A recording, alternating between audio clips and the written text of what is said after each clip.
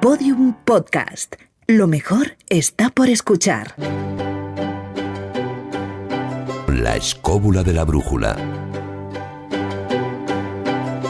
Podium Podcast.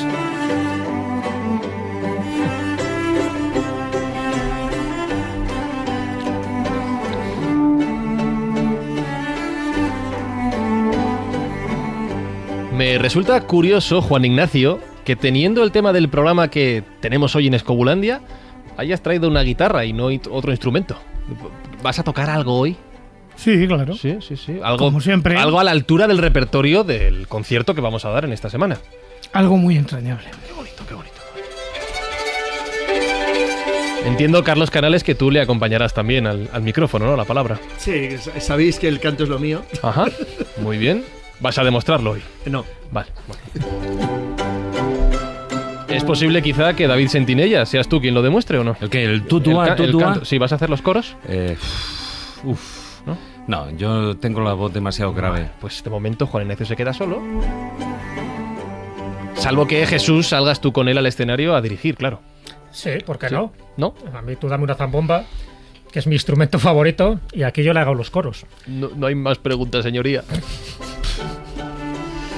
Está Pablo Isasa en la producción, está Geray Martínez tratando de que todos los instrumentos de esta orquesta suenen medianamente bien. Se lo ponemos complicado, pero él lo consigue semana tras semana. Y un servidor, Fran Izuzquiza, dispuesto a arrancar, como decía, la pieza de esta semana.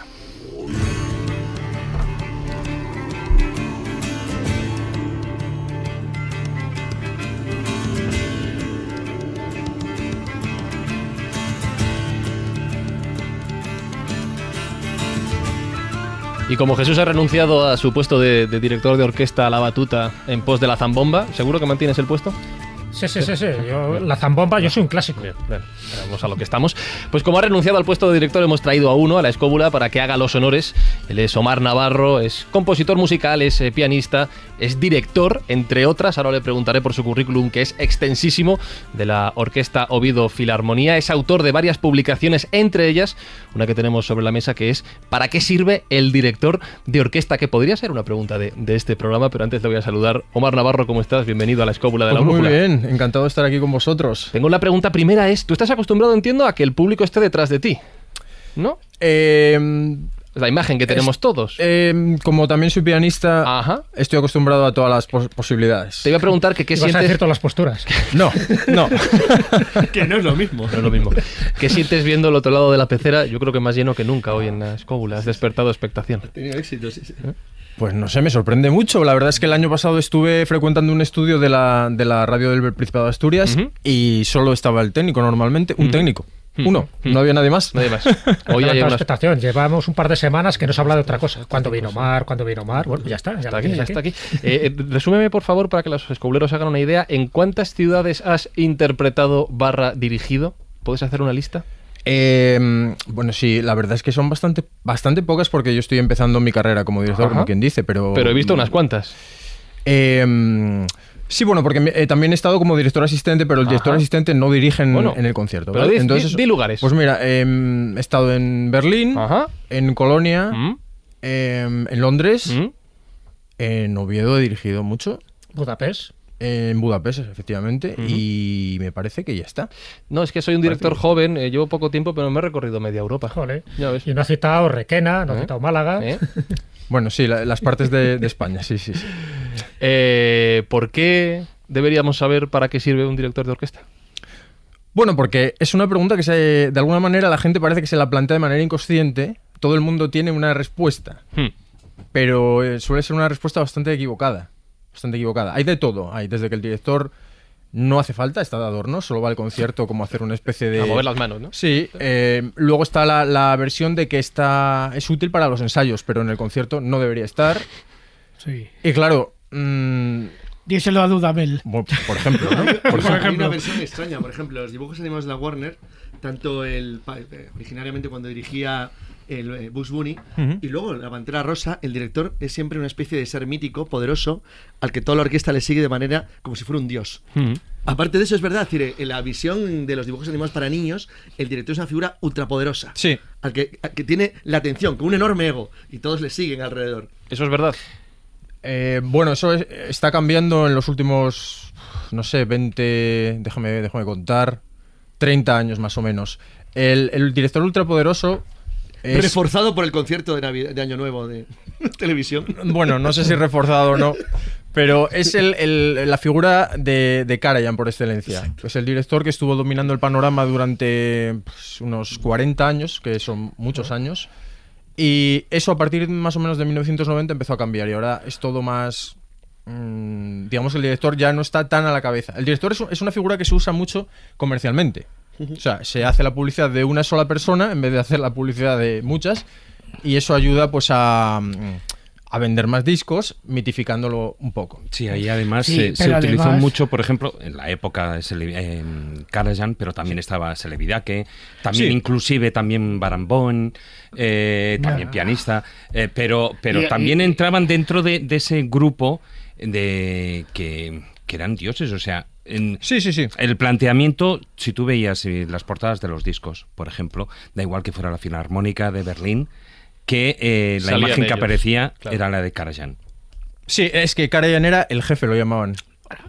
Karajan, lo que pasa es que era el dueño de la Deutsche Grammophon y eso es fundamental. Bueno, no era el dueño. Era el que producía proporcionalmente los mayores beneficios. O sea, el dueño, entre comillas. O sea, el importante. Pero no, digamos que no era un propietario ni nada. Bueno, una vez sabemos ya para qué sirve un director de orquesta, que básicamente es que hay que hacerle caso, ¿vale?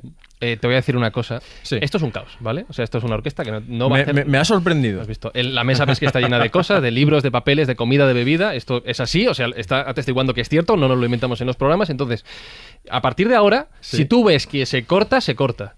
Si tú ves que se acelera, se acelera. Y si tú ves que hay que cambiar de tercio, cambiamos de tercio, ¿vale? Eso no es más de toros que de música, pero bueno. Sí, yo quiero decir que para los oyentes que se hagan una idea, que no es lo mismo para nada escucharlo que estar aquí. Ajá.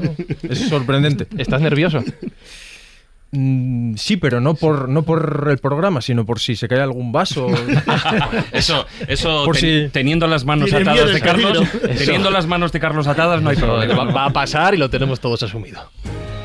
La escóbula de la brújula. Un podcast para despertar los sentidos.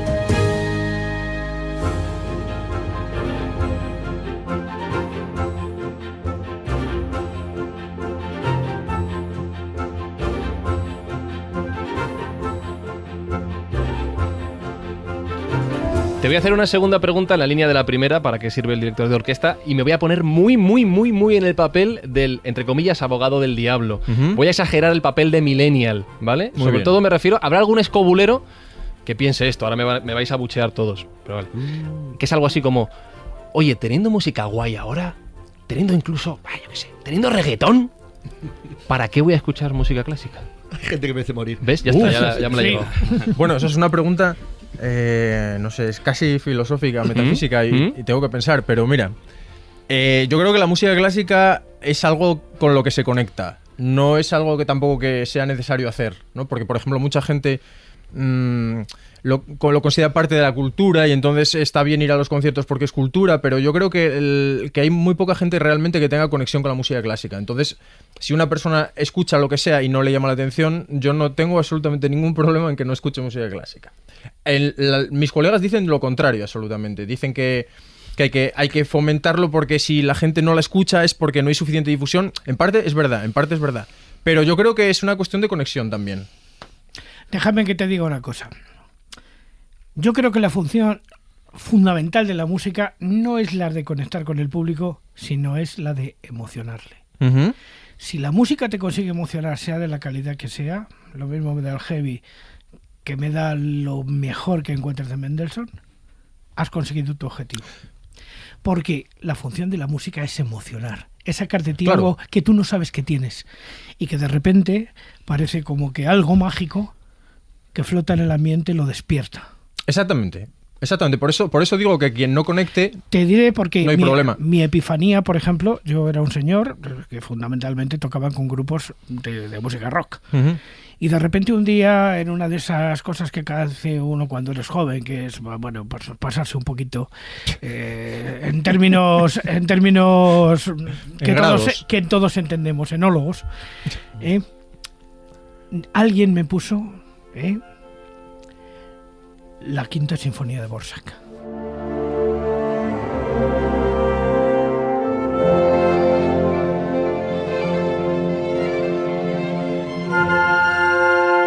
¿La conoces? No. Ni yo. Solo la conoce Juan Ignacio. Bueno, a lo mejor es la novena, igual me he equivocado. Es igual. De Sabía todas que maneras, confesaría, soy muy es la abogado, ¿verdad? Sinfonía del Nuevo Mundo.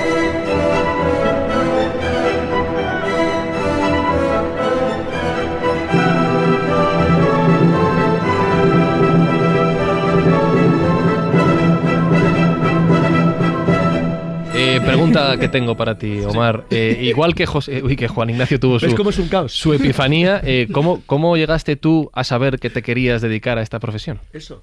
Pues de una manera bastante extraña, la ¿Y verdad. a qué edad, sobre todo? ¿A qué edad? Sí. ¿Por qué me preguntas eso, Carlos? Porque es muy importante, por lo que ha dicho Juan Ignacio. ¿En qué momento alguien conecta con la música de este tipo? No con la que escucha por la radio todo el día o la que Sí. oyen sus amigos. Y Sí. añado más en generaciones actuales, más o menos Eso somos de la es, misma que tiene quinta. edad más o menos que tú, sí. Vale, a ver, lo mío fue un poco raro porque yo empecé a estudiar piano el día que cumplí 11 años, Joder. que se considera tarde ya. Tarde para ser músico. Si veo que David se siente. Asiente porque es verdad. Y yo a la semana siguiente yo ya sabía que quería ser músico. De hecho, yo quería ser ciclista. Ah, bueno, Es lo mismo, vamos. hay un paso. Exactamente lo mismo. Y no se me daba mal, pero me llamó más la música y entonces me cambié radicalmente. Eso es por eso decía lo de la conexión, porque es algo que no conoces y de repente lo conoces y ya no puedes salir. Pero bueno, para todos los padres que nos escuchen, o sea, realmente un niño o una niña puede empezar a estudiar música dependiendo, o sea, el tipo de enseñanza con juegos y todo eso, desde pequeñísimo puede aprender las notas y cosas así. Luego la enseñanza en serio puede empezar hacia los 6 años. Y es lo recomendable. Y la diferencia es tremenda, ya os lo digo. La manera de asimilar las cosas no es la misma. Dicen que es como los idiomas, ¿es verdad? Que hay que empezar muy pronto. Sí. Sí, porque de todos estos músicos que vamos a hablar hoy, todos se pueden considerar gente extraordinaria. O sea, no con capacidades de la media, sino superiores. Entonces, por eso es recomendable estimular esas capacidades desde el principio, que es cuando se estimula realmente el talento. Hombre, fíjate, si Mozart con 3 años ya se sentaba al piano y sin saber música empezaba a tocar, y a los 5 años estaba con su hermana, pues haciendo conciertos por las cortes europeas, pues hombre, evidentemente. Pero sus padres estamos influyeron hablando de también. genio. Su padre era un buen músico y Leopoldo su madre Mozart estaba muy influyó, obsesionada. pero era un niño prodigio, aún así. Sí, Tú puedes sí, tener sí, padres era un músicos genio y no ser absoluto, claro, tan, sí. tan Era un genio prodigioso total. y tan Sí. precoz. ¿Tú crees, Omar, que un buen director hace una buena orquesta o viceversa?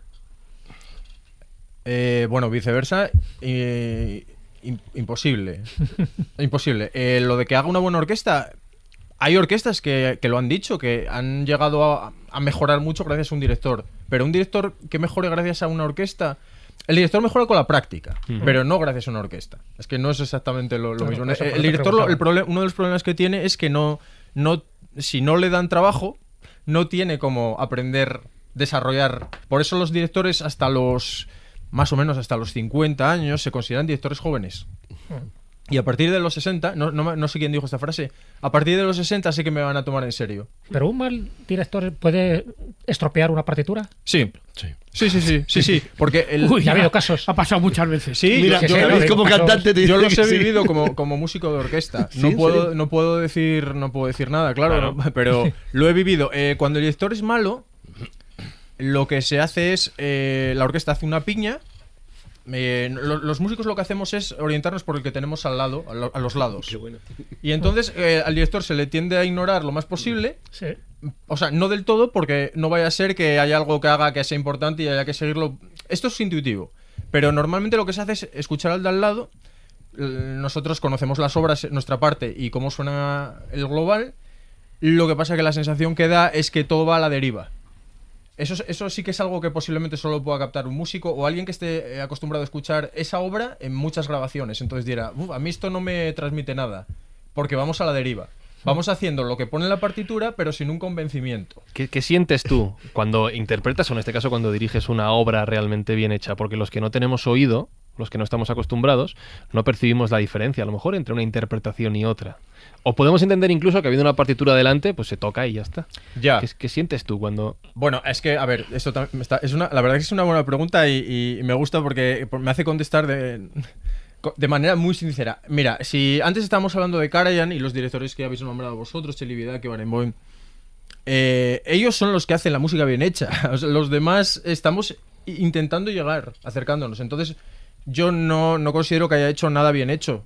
Hemos hecho cosas decentes y con expectativas de futuro, pero bien hechas al más alto nivel no. De hecho, la idea del programa de hoy, y ya me lo habéis puesto votando, es comentar historias relacionadas con diferentes compositores, con diferentes intérpretes también, relacionadas todas ellas con la música clásica. Omar nos ha hecho una selección brutal de temas y de historias que yo creo que os van a encantar. Y si os parece, comenzamos con la primera de ellas. Tú das la orden. ¿Sí? Adelante.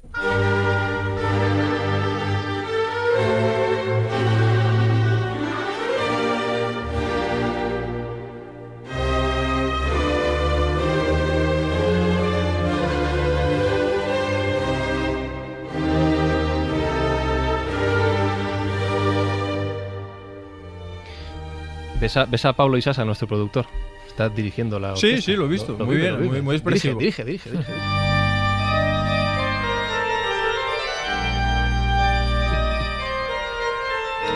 George Friedrich Händel. Georg.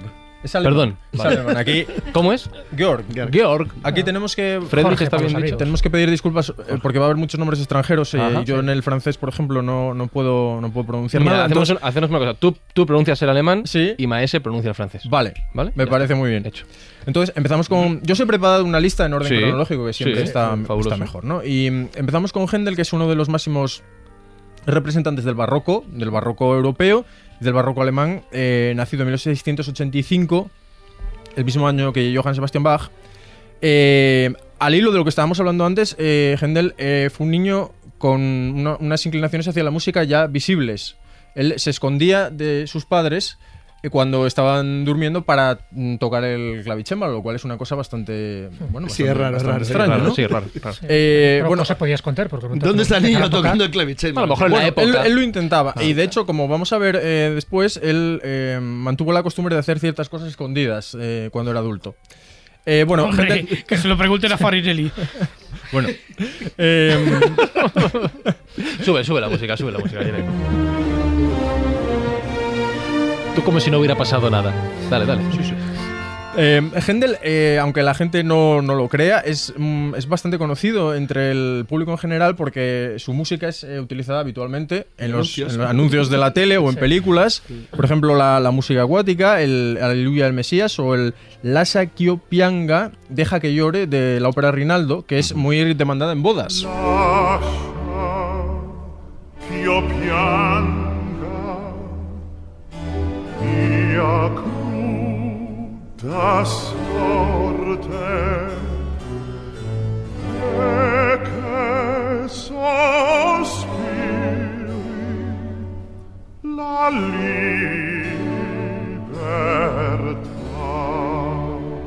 Lo que la gente no sabe de Händel es que tenía una tremenda adicción a la comida. Ajá. Sí, esos son los vicios ocultos de los que hablabas. Exactamente. Bueno, sí. Exactamente, sí. Que de repente decía... tengo que irme porque se me acaba de ocurrir una idea musical. Hasta que un día descubrieron que de musical nada, él lo que iba era a comer. Bueno, la verdad que era Händel un tío bastante metódico, ¿no? No tenía esposa, no tenía hijos, no tenía amantes, que se sepa. Sí, tenía dos pasiones, que era la comida y la música. Sí. Y dos cosas con el vino igual también. fruición. Sí. No, y tiene otra anécdota que es tremenda. O sea, a mí esta anécdota me encanta. Él entra en un mesón y pide menú para 3. Le traen su menú y al cabo de un rato dice, bueno, ¿dónde están los otros 2 menús? Y dice, bueno, estamos esperando a que lleguen los otros 2 comensales. Dice, yo soy los otros 2 comensales. Creo que le perjudica bastante una caricatura que le hace representado como un lechón. Ah, sí. Sí, de un artista que era amigo de él y a raíz de esa caricatura rompieron la relación. Dejó de ser amigo, hombre, claro. Sí. Representarle como un lechón tocando el piano y rodeado de comida y además gordito como estaba, no creo que le hiciera mucha gracia. Estoy preocupado ya que hablamos de esto porque tenemos en la mesa empanada, palmeritas de chocolate, tenemos pastas y aquí mucho hablar y nadie come. Así que Geray, por favor, ponga la siguiente pieza.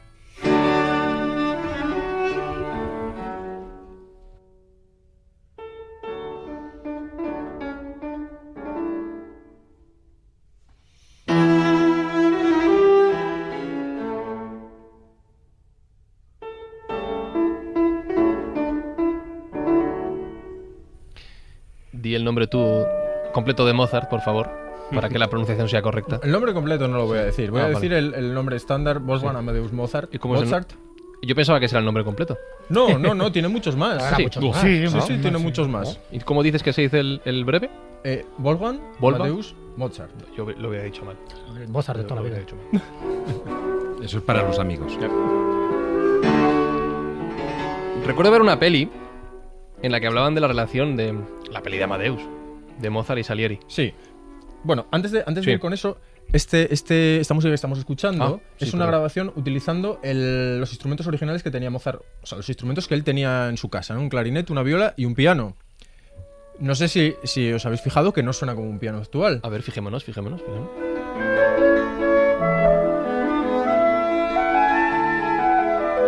pianoforte. Suena diferente, sí. Suena diferente, porque el piano, nosotros decimos que Mozart era pianista, que Beethoven era pianista, Chopin, Liszt, pero el piano desde sus orígenes hacia 1700 ha evolucionado constantemente hasta lo que conocemos hoy como ese instrumento largo, negro, con teclas blancas mayoritariamente. Al principio era un instrumento mucho más pequeño, las teclas mayoritariamente eran oscuras y las blancas eran las que ahora son negras. Y ha cambiado completamente los materiales, la tensión que tiene que soportar la estructura y la potencia del instrumento. Entonces es muy curioso poder escuchar cómo sonaba realmente. Y si escuchamos una obra solo para piano, pues veremos que es como otro mundo, ¿no? Directamente. Lo que ha evolucionado la música, lo que es la organología, que es la profesión de hacer instrumentos musicales. ¿Tú sabías, Jesús, lo que era la organología? No. Sabía lo que era un órgano, pero me parece que no era un instrumento musical. Lo que se llama.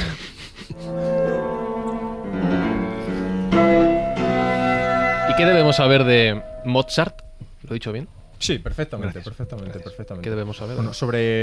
Bueno, ya básicamente lo habéis resumido. Mozart fue un niño prodigio que recorrió las cortes europeas con su padre y también con su hermana. Su padre era un hombre muy culto y concretamente la música. Entonces Mozart, con su talento, pudo absorber lo que le enseñaba su padre y todo lo que iba viendo en las diferentes cortes. Luego él fue evolucionando, llegando a ser un referente, llegando a ser el máximo exponente de lo que se llama clasicismo musical. Para mí es el máximo exponente, aunque se diga también que está Haydn. Yo lo valoro más a Mozart. Y en un punto determinado, él empezó a tener problemas económicos, que también suele pasar con los artistas, ¿no? Él no era capaz de gestionarse, le gustaban mucho las fiestas, estuvo en contacto con la masonería, hizo de todo Mozart. Era un poco manirroto, ¿no? Sí. Hombre, hay una ópera de Mozart que es masona en todos sus términos, que es la flauta mágica.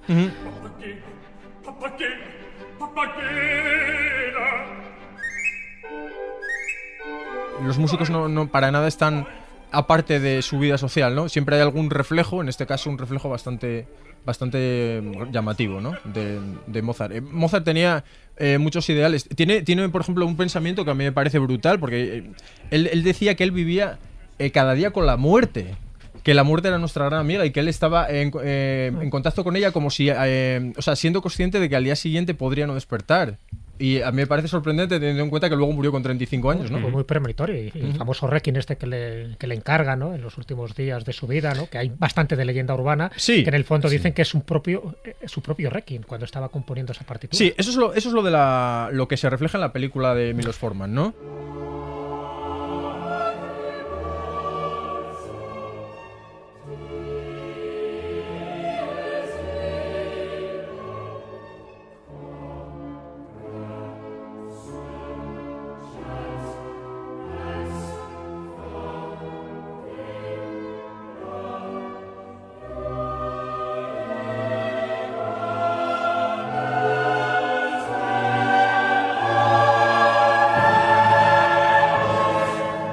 La leyenda del Requiem y de Mozart y Salieri es básicamente un relato, un típico relato romántico que busca generar un ambiente y una atmósfera muy concreta que se desarrolla en el siglo XIX y que tiene también una repercusión en la literatura con una obra de Pushkin y la secuela, digamos, operística de Rimsky-Korsakov.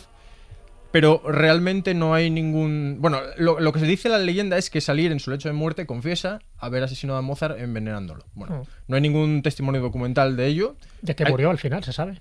Yo no sé si está claro. Porque no se sabe. Lo curioso de Mozart es que carne de cerdo en mal estado. La película se basa, es una película sobre la envidia. Y en cambio Mozart era un tipo que, a pesar de tener que haber sido muy envidiado porque era un niño genial, era muy famoso, era como una especie de extraño friki que era conocido en toda Europa porque era un absoluto genio y llamaba la atención. Hay una anécdota muy curiosa, le invitó el Papa, el Vaticano tenía partituras secretas, en aquel entonces las partituras tenían cierto valor, se comerciaba con ellas, como una patente actualmente, algo de valor, o como la porcelana, era una cosa realmente extraña que se cuidaba.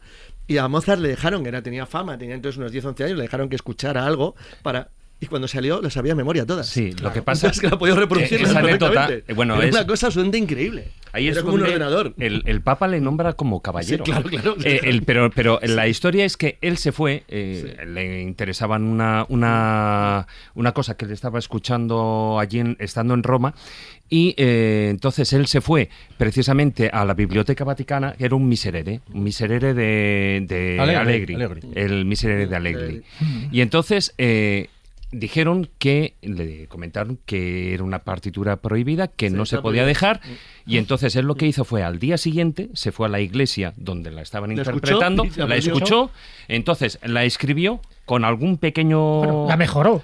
Sí, bueno, la mejoró. Sí, eso también forma parte de la leyenda urbana, ¿no? Es decir, Allegri escribió esto, pero queda mejor esto otro, ¿no? No, pero último se encontraba una especie de flauta por la calle y decían, ¿esto qué es? ¿Cómo suena? Y te hacía una sinfonía. Perdón, Mozart odiaba las flautas. No le escuchaba. No le gustaba escribir para flauta. Era un ejemplo. Y cualquier cosa que sonara hacía una sinfonía sobre ello. Era increíble. Sí. Bueno, a ver, ¿qué había de verdad en la rivalidad Mozart-Salieri? Bueno, al parecer no hay nada de verdad en esa rivalidad. Nada. El hijo, el primogénito de Mozart, era alumno de Salieri. Supongo que su padre se encargaría de buscarle un buen profesor.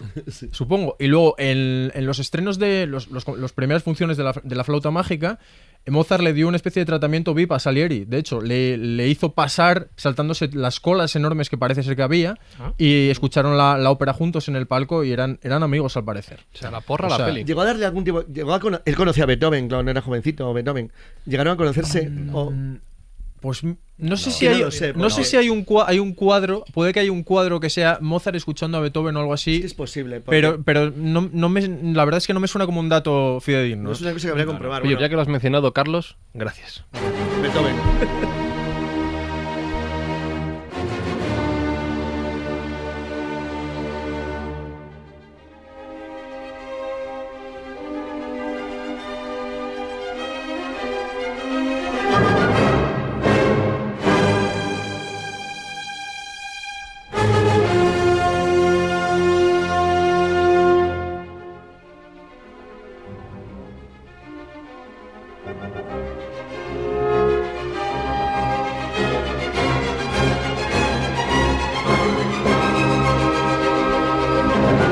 Hay una pregunta muy común en la escóbula que es ¿cuánto dura un programa de este podcast? La respuesta es depende, y depende de las ganas que tengamos de hablar cada semana, pero habitualmente estamos hablando de una época, bueno, Mozart, Beethoven se movieron con esa diferencia de edad que hemos comentado en una época bastante parecida. ¿Cuánto duraba un concierto en aquella época?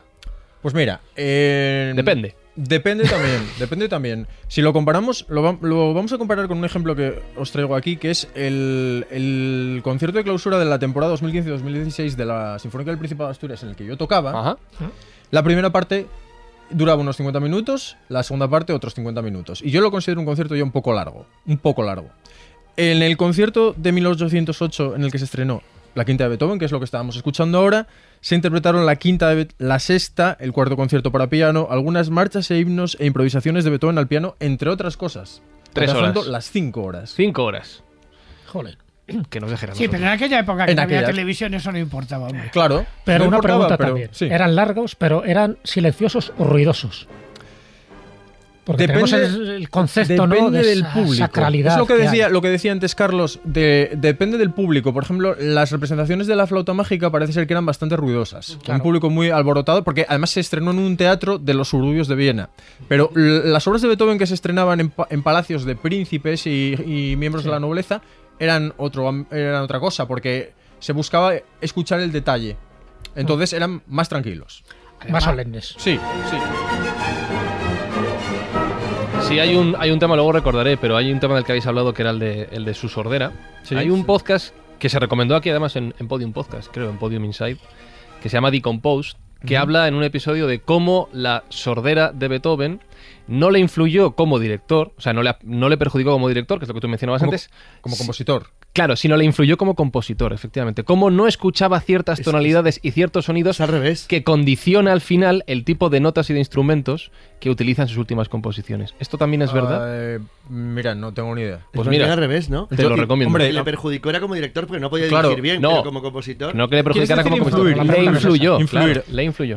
A ver, sin duda, la sordera de Beethoven lo que le sirvió fue para aislarse, para ser una persona muy extraña, vamos a decir. O sea, una persona que no era un modelo, digamos, de comportamiento. Él era alcohólico, tenía deudas, estaba mudándose constantemente de casa. Él tenía una personalidad también única, igual que Mozart, pero... Sí. Y entonces eso le sirvió para estar en un mundo interior que él tenía y consiguió obras que nadie más pudiera haber hecho si no hubiera estado en unas condiciones así. Eso es lo único que te puedo decir. Es verdad, Omar, ahora que estamos hablando de Beethoven y con su famosa novena sinfonía, que ya no vuelve a componer ninguna más, es verdad que hay una maldición de la novena sinfonía que a muchos más compositores, como a Borsa, por ejemplo, después de la novena sinfonía fueron incapaces de escribir la décima. Mira, me gusta esta pregunta porque me acuerdo de Javier Sierra hablando de esto. Yo no sé si en Crónicas Marcianas o algo así. Hace muchísimos años. Hombre, una maldición. Pues no sé si es una maldición, pero sí es verdad que hay muchos que han llegado hasta la 9. Por ejemplo, déjame pensar ahora mismo. Mahler, por ejemplo, llegó hasta la 9 y la 10 ya compuso el primer movimiento nada más. Bruckner se quedó en la novena, no la llegó a completar. Pero no es cierto esa maldición de que parece que cuando llegues a la novena te desinflas y ya eres incapaz. No, Sostakovich, por ejemplo, compuso 15. No, hombre, y hay algunos que compusieron muchas, lo que pasa es que sin ninguna importancia. Eso. Sí. Bueno, es Haydn, el padre de la sinfonía, que escribió 40 y tantas, ¿no? O sea, 104. 104 y un 40 y tantas. Tenía nada mejor que hacer. Ya ves.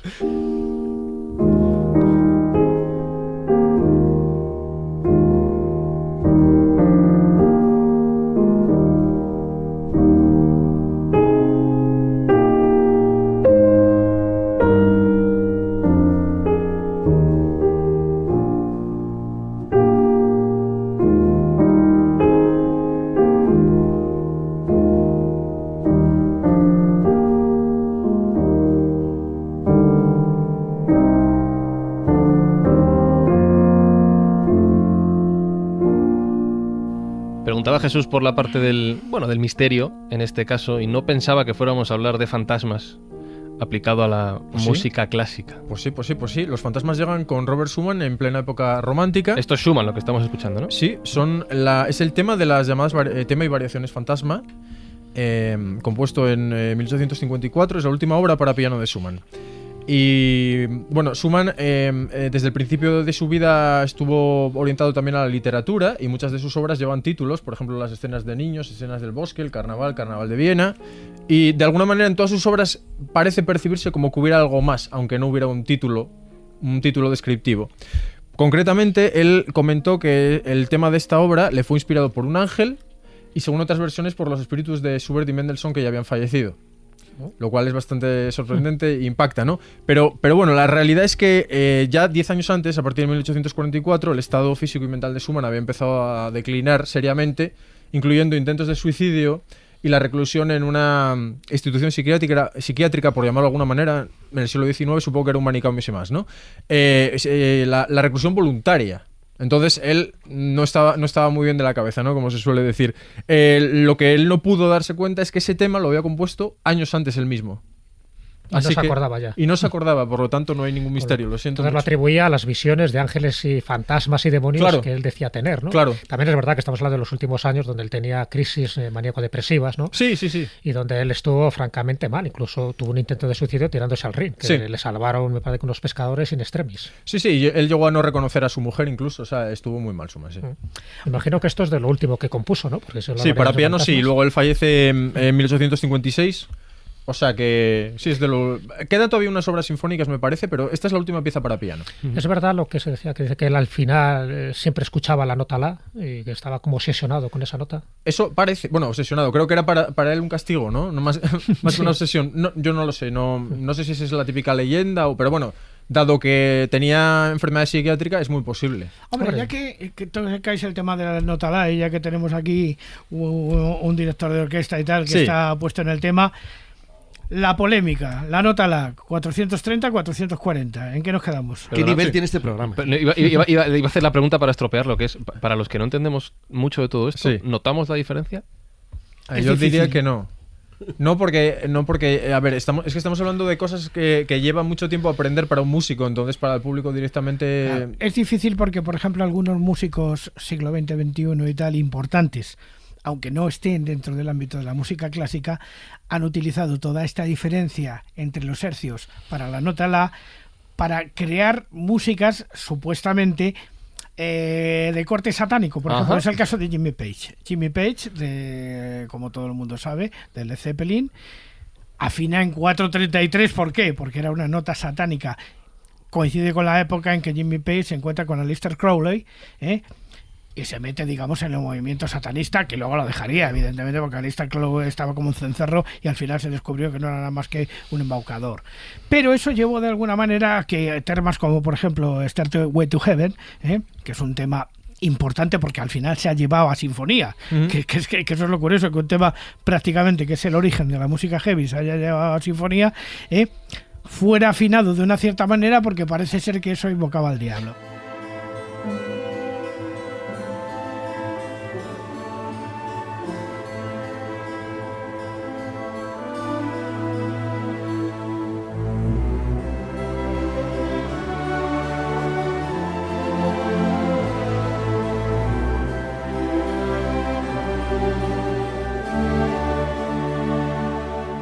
Pero eso pasa con Paganini y ha pasado con tantos. Tartini, por ejemplo, es un caso muy concreto. Me apunto, si no quiero escribir, lo de Tartini, sí. Si no quiero componer obras satánicas, 4:40. Apuntado queda.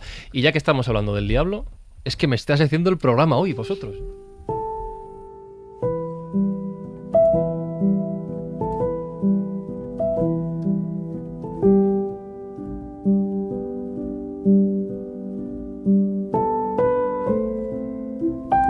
Digo que me lo estáis haciendo porque es que justo hoy vamos a hablar de música relacionada con el diablo o con la interpretación. Me ha generado una duda. Música. ¿Qué duda? Juan Ignacio. ¿Cuál? Cuando Jimmy Page hacía eso, ¿no estaba todavía con Jarvis o estaba ya...? Vale, espera una cosa. Esto lo habláis luego en el OVNI, por favor, que estamos hablando de música clásica. Esto es cultura clásica, tío. Sí, ya, pero menos clásica. Que iba a decir que la música se escucha, se interpreta, se disfruta y en algunos casos también se castiga. Ya habéis mencionado la figura del diablo y fíjate tú, no sé si es casualidad o no, ha aparecido Fermín Mayorga. Fermín, ¿cómo estás? Hola, ¿qué tal? Muy buenas tardes. Un fuerte abrazo para todos. ¿Qué pasa, Fermín? No porque tú seas Has aparecido en medio de una nube, ¿no? Así es. O de pólvora. Nube negra. No porque tú seas el diablo, Fermín, no, por Dios, sino porque vienes a hablarnos precisamente de la relación que ha habido entre la interpretación de ciertas obras, incluso ciertas partituras, y la presencia del diablo, o de, mejor dicho, ir en contra de lo que se consideraba sagrado en aquel momento. Sí, lógicamente, y eso precisamente, bueno, pues llevó a que muchos músicos nacionales españoles tuviesen que sucumbir a los pies de los caballos del Santo Oficio, ¿no? Ese tribunal celoso siempre, protector de la religión, de la moral y de las buenas costumbres, pues bueno, no estaba dispuesto en ningún momento a tolerar en las iglesias y sobre todo en otros centros, digamos, religiosos, pues letras indecentes o plagadas de disparidades, ¿no?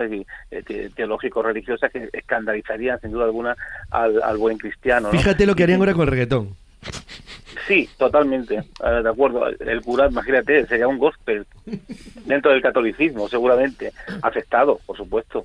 Y mira, la obra que precisamente de la que vamos a hablar y de la que precisamente, bueno, pues la Inquisición tuvo que de alguna manera dinamitar porque no le pareció correcta y no le pareció lo suficientemente bueno, pues cristiana, ¿no? Llevó precisamente a que el Santo Oficio de Valencia, en este caso, tuviese que actuar contra un determinado músico que, bueno, le ordenaron componer una determinada partitura, una determinada pieza. Y bueno, pues ahí comenzó su verdadera tragedia, ¿no? Este autor se llamaba José Conejo Sortel, era un maestro de capilla de la Catedral de Segorbe, y precisamente entre el año 1716 y 1745 fue al parecer, bueno, pues un hombre muy muy piadoso, incluso parece ser que pagó un retablo para una de las capillas del claustro de la catedral, pero precisamente al escribir su obra parece ser que el sonido de la misma se iba, ¿no? Es decir, no iba en la línea que realmente era aceptada en esa época, e incluso le llegan precisamente a decir directamente que formaba parte, ¿no?, de grupos, digamos, iniciados en el mundo del satanismo, es decir, de seguidores del diablo, porque ese sonido tan estridente y tan cercano, de alguna manera, al mal no podía escucharse, ¿no?, en una catedral como la de Segorbe. Y precisamente los datos biográficos que se conocen, bueno, pues se encuentran, ¿no?, a un determinado detalle. La obra se llamaba precisamente Ave Josep Santexi, era un motete dirigido al patriarca San José, que lo escribió en 1722, y ahí empieza su tragedia, porque el fanatismo religioso de la época, que se vivía precisamente durante esos momentos, pues fue el responsable, ¿no?, de actuar contra él, y de que el Santo Oficio obligase, ¿no?, a quemar esa obra, que en un momento determinado creó, pensando que iba a hacer un bien, pero lógicamente el bien le salió mal, y tuvo que sucumbir ante, como dije al principio, los pies de los caballos del Santo Oficio. Y fíjate que este hombre, que en todo momento, como dijimos al principio, era piadoso, incluso aportó dinero para el tema del retablo, él en ningún momento realmente decía que perteneciese a ningún movimiento satánico o grupo satánico de la época, simplemente que él entendía que era una obra más, y que estaba inspirada en el patriarca, y él, como autor de la misma, pues se había puesto en ella pues el 100% de su cristianismo, ¿no? Y como tal no veía ningún tipo de rasgo herético, pero la Inquisición no lo vio así, y eso le costó el que fuese precisamente expulsado del puesto que ocupaba digamos en el coro de la catedral cuando tocaba su piano, y que su partitura como tal pues realmente no fuese escuchada, ¿no? Pero no fue el único que tenemos en España. Hay muchos músicos que fueron precisamente condenados por la Inquisición, y dentro de ese colectivo de músicos pues nos encontramos, por ejemplo, también a Fray José Tomás y Fray Pablo de Acevedo, que sufrieron persecución. Desafortunadamente hasta la fecha esos procesos digamos no están completos, y no sabemos ni siquiera realmente qué fue lo que ocurrió con ellos, pero también fueron de alguna manera condenados por el Santo Oficio, al igual que tenemos también, por ejemplo, un caso muy interesante.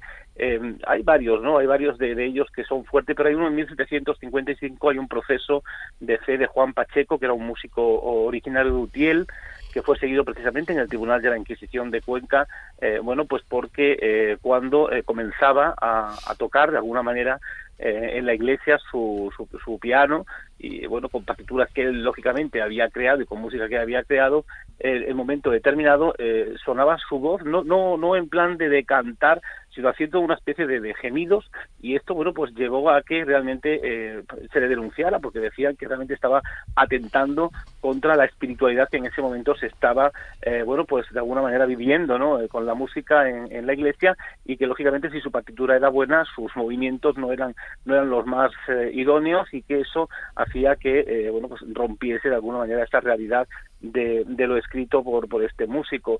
O tienes, por ejemplo, también un proceso de fe contra Luis Barayat, que era un músico originario de Salamanca, que fue seguido también en el Tribunal de la Inquisición de Valladolid, en este caso por proposiciones, no ya por decir que hay matices dentro de su música que puedan ser heréticos, pero sí por haber defendido de alguna manera la música, y defendiendo a otro músico que realmente no le dieron la oportunidad de ser aceptado, por defenderle de alguna manera, y por unas proposiciones que dijo en su defensa, pues le costó precisamente el que tuviese también que ser de alguna manera salpicado por esta realidad de la Santa Inquisición. Y fíjate que inclusive en 1816, cuando ya la Inquisición prácticamente pues no actuaba de una manera agresiva contra nadie, hay un músico llamado Antonio Cordero, era un músico del regimiento de Marina, que era originario de Osuna, y precisamente en el Tribunal de la Inquisición de Sevilla, bueno, pues va a ser condenado en este caso porque está tocando tranquilamente en la iglesia de Osuna, pero hay un chivatazo de una de las personas que ahí se encuentran y dice: oiga, padre, al sacerdote de turno, este señor resulta que está casado por 3 veces.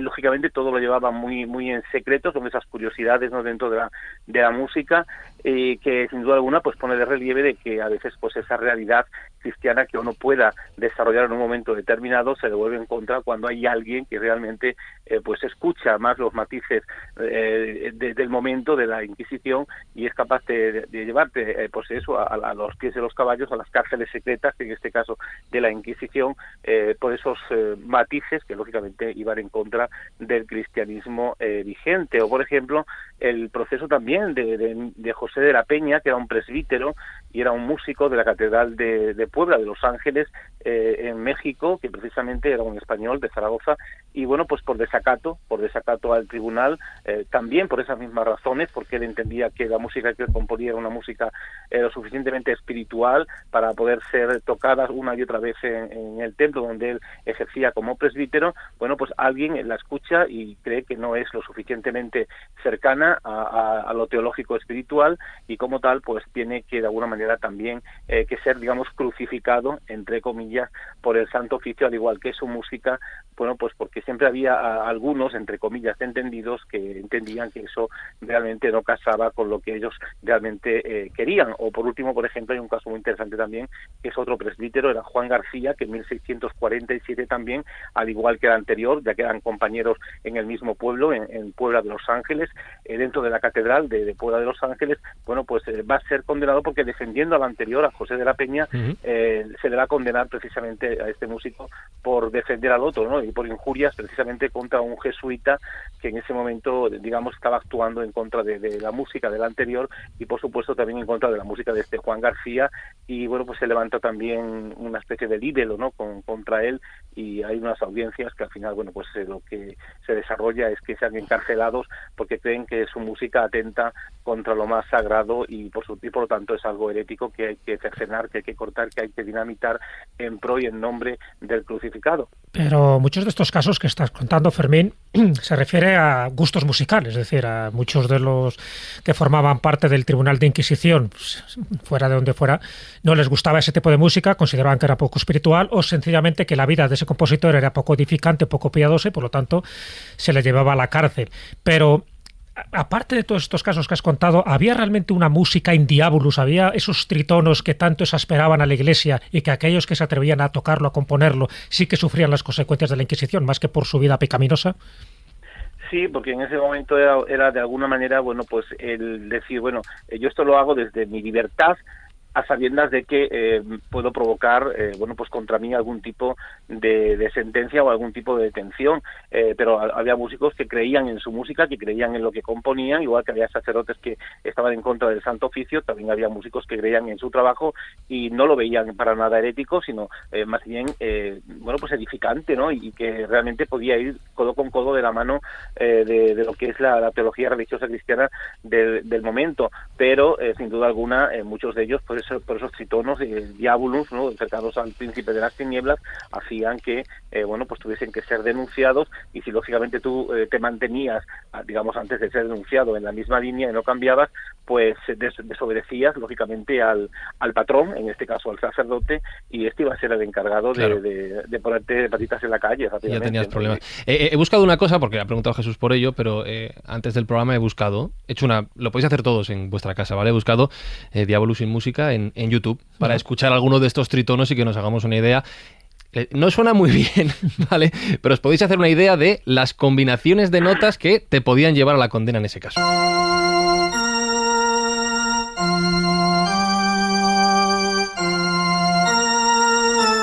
Esto, Omar, son unas notas, detrás de otras. Mínimo muerte, ¿eh? Que interpretadas por alguien, en este caso de la Inquisición, te puede condenar, pero no tiene más sentido que eso, ¿no? Ya está. Esto bueno, no tiene nada del otro mundo. Depende de la época. Es que, o sea, ciertas normas que se usan en la armonía simplemente depende de la época. En una época se aplican, se intenta evitar determinados intervalos, son distancias entre las notas. O sea, ahora estamos escuchando aquí pam, pam, eso es una cuarta, por ejemplo, pues la cuarta aumentada, que sería... Es que esto es demasiado técnico, pero bueno, sería un poquito más aguda que lo que acabo de cantar. Eso sería un tritono, sería un intervalo prohibido. en determinada época. Luego, por ejemplo, en el siglo XVIII, ese tritono se trata de otra manera, existe, o sea, se utiliza, pero se trata de otra manera, de tal manera que es, digamos, tolerado dentro del estilo. Y llega un momento, pues, a finales de... o mismamente con Wagner, en el que ese tritono se puede usar libremente simplemente porque está asimilado dentro del estilo de ese momento. Claro, es que resaltar esa cosilla que estabas apuntando, eso, a lo largo de la historia ha ido evolucionando lógicamente la música y ha ido evolucionando también lo que en términos musicales es la armonía. Cuando tú estás estudiando armonía, o sea, desde la armonía tradicional a la armonía de Schoenberg, que es la que luego ya más moderna, etcétera, o sea, es que versa un abismo. Yo recuerdo que en su momento y en la época de, por ejemplo, de Mozart y de Beethoven y en adelante, vamos, hasta tal, pues lo que se decía, por ejemplo, una de las curiosidades, o sea, nunca podías poner 3 octavas seguidas, porque eso era horrible. O sea, sí. Claro. Sí, las octavas no sé. Eso, no, como decía, sí. el profesor decía, es que eso es cáncer. ¿No? Y de hecho, 3 octavas seguidas claro, es cáncer, no. En este caso, ser. fíjate que era condena, como nos decía Fermín. Juan Ignacio quería decir algo. Sí, hay un caso muy concreto, Fermín supongo que lo conoce, que es el caso del músico palentino Francisco de Cabezón, nacido en Castrillo de Matajudíos, que era maestro de capilla en la Catedral de Toledo y que hace una serie de composiciones que eran cuestionadas por la Inquisición por el tipo de intervalos que utilizaba en su confección. De alguna manera porque consideraban que ese tipo de intervalos dejaban pasar los influjos del diablo. En concreto me refiero a un tema que fue por el que fue juzgado, que es el tema de la Virgen que parió, que suena más o menos así para que os hagáis una idea. Fijaros qué cosas, lo que son los tiempos y lo que son las cosas. Esto sonaba así. De la Virgen que parió y del niño que nació, que se puede acá sentir.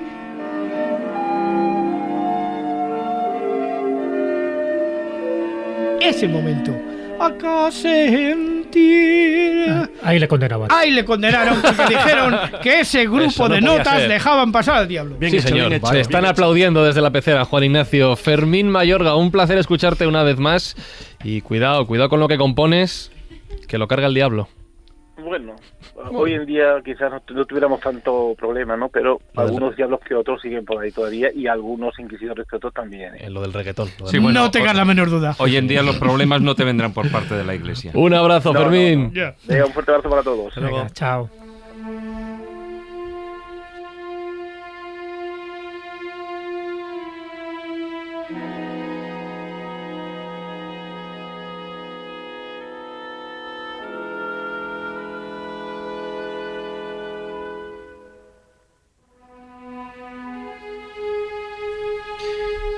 Por alusiones a Richard Wagner, permíteme que te pregunte, ¿sí? ¿Qué es el Proyecto Wagner? Proyecto Wagner. Bueno, el Proyecto Wagner es un blog que llevo yo, que lo inicié a partir de entrar en contacto con las óperas, en concreto con el Anillo del Nibelungo, que es una tetralogía de óperas. Que básicamente lo que intento es lo que yo investigo, ponerlo a disposición de los demás. Ya le comentaba a Jesús que el contenido es bastante técnico, bastante avanzado, o sea, no es para el común de la gente. O sea, no animo a los oyentes a que lo visiten porque se van a encontrar directamente con entrevistas a directores, a cantantes y no van a entender nada. O sea, prácticamente nada. Entonces, bueno, eso... Bueno, pero si alguien está interesado, pero entonces deduzco, sí. Ya has mencionado la obra, pero que para ti Wagner algo especial debe tener. Sí.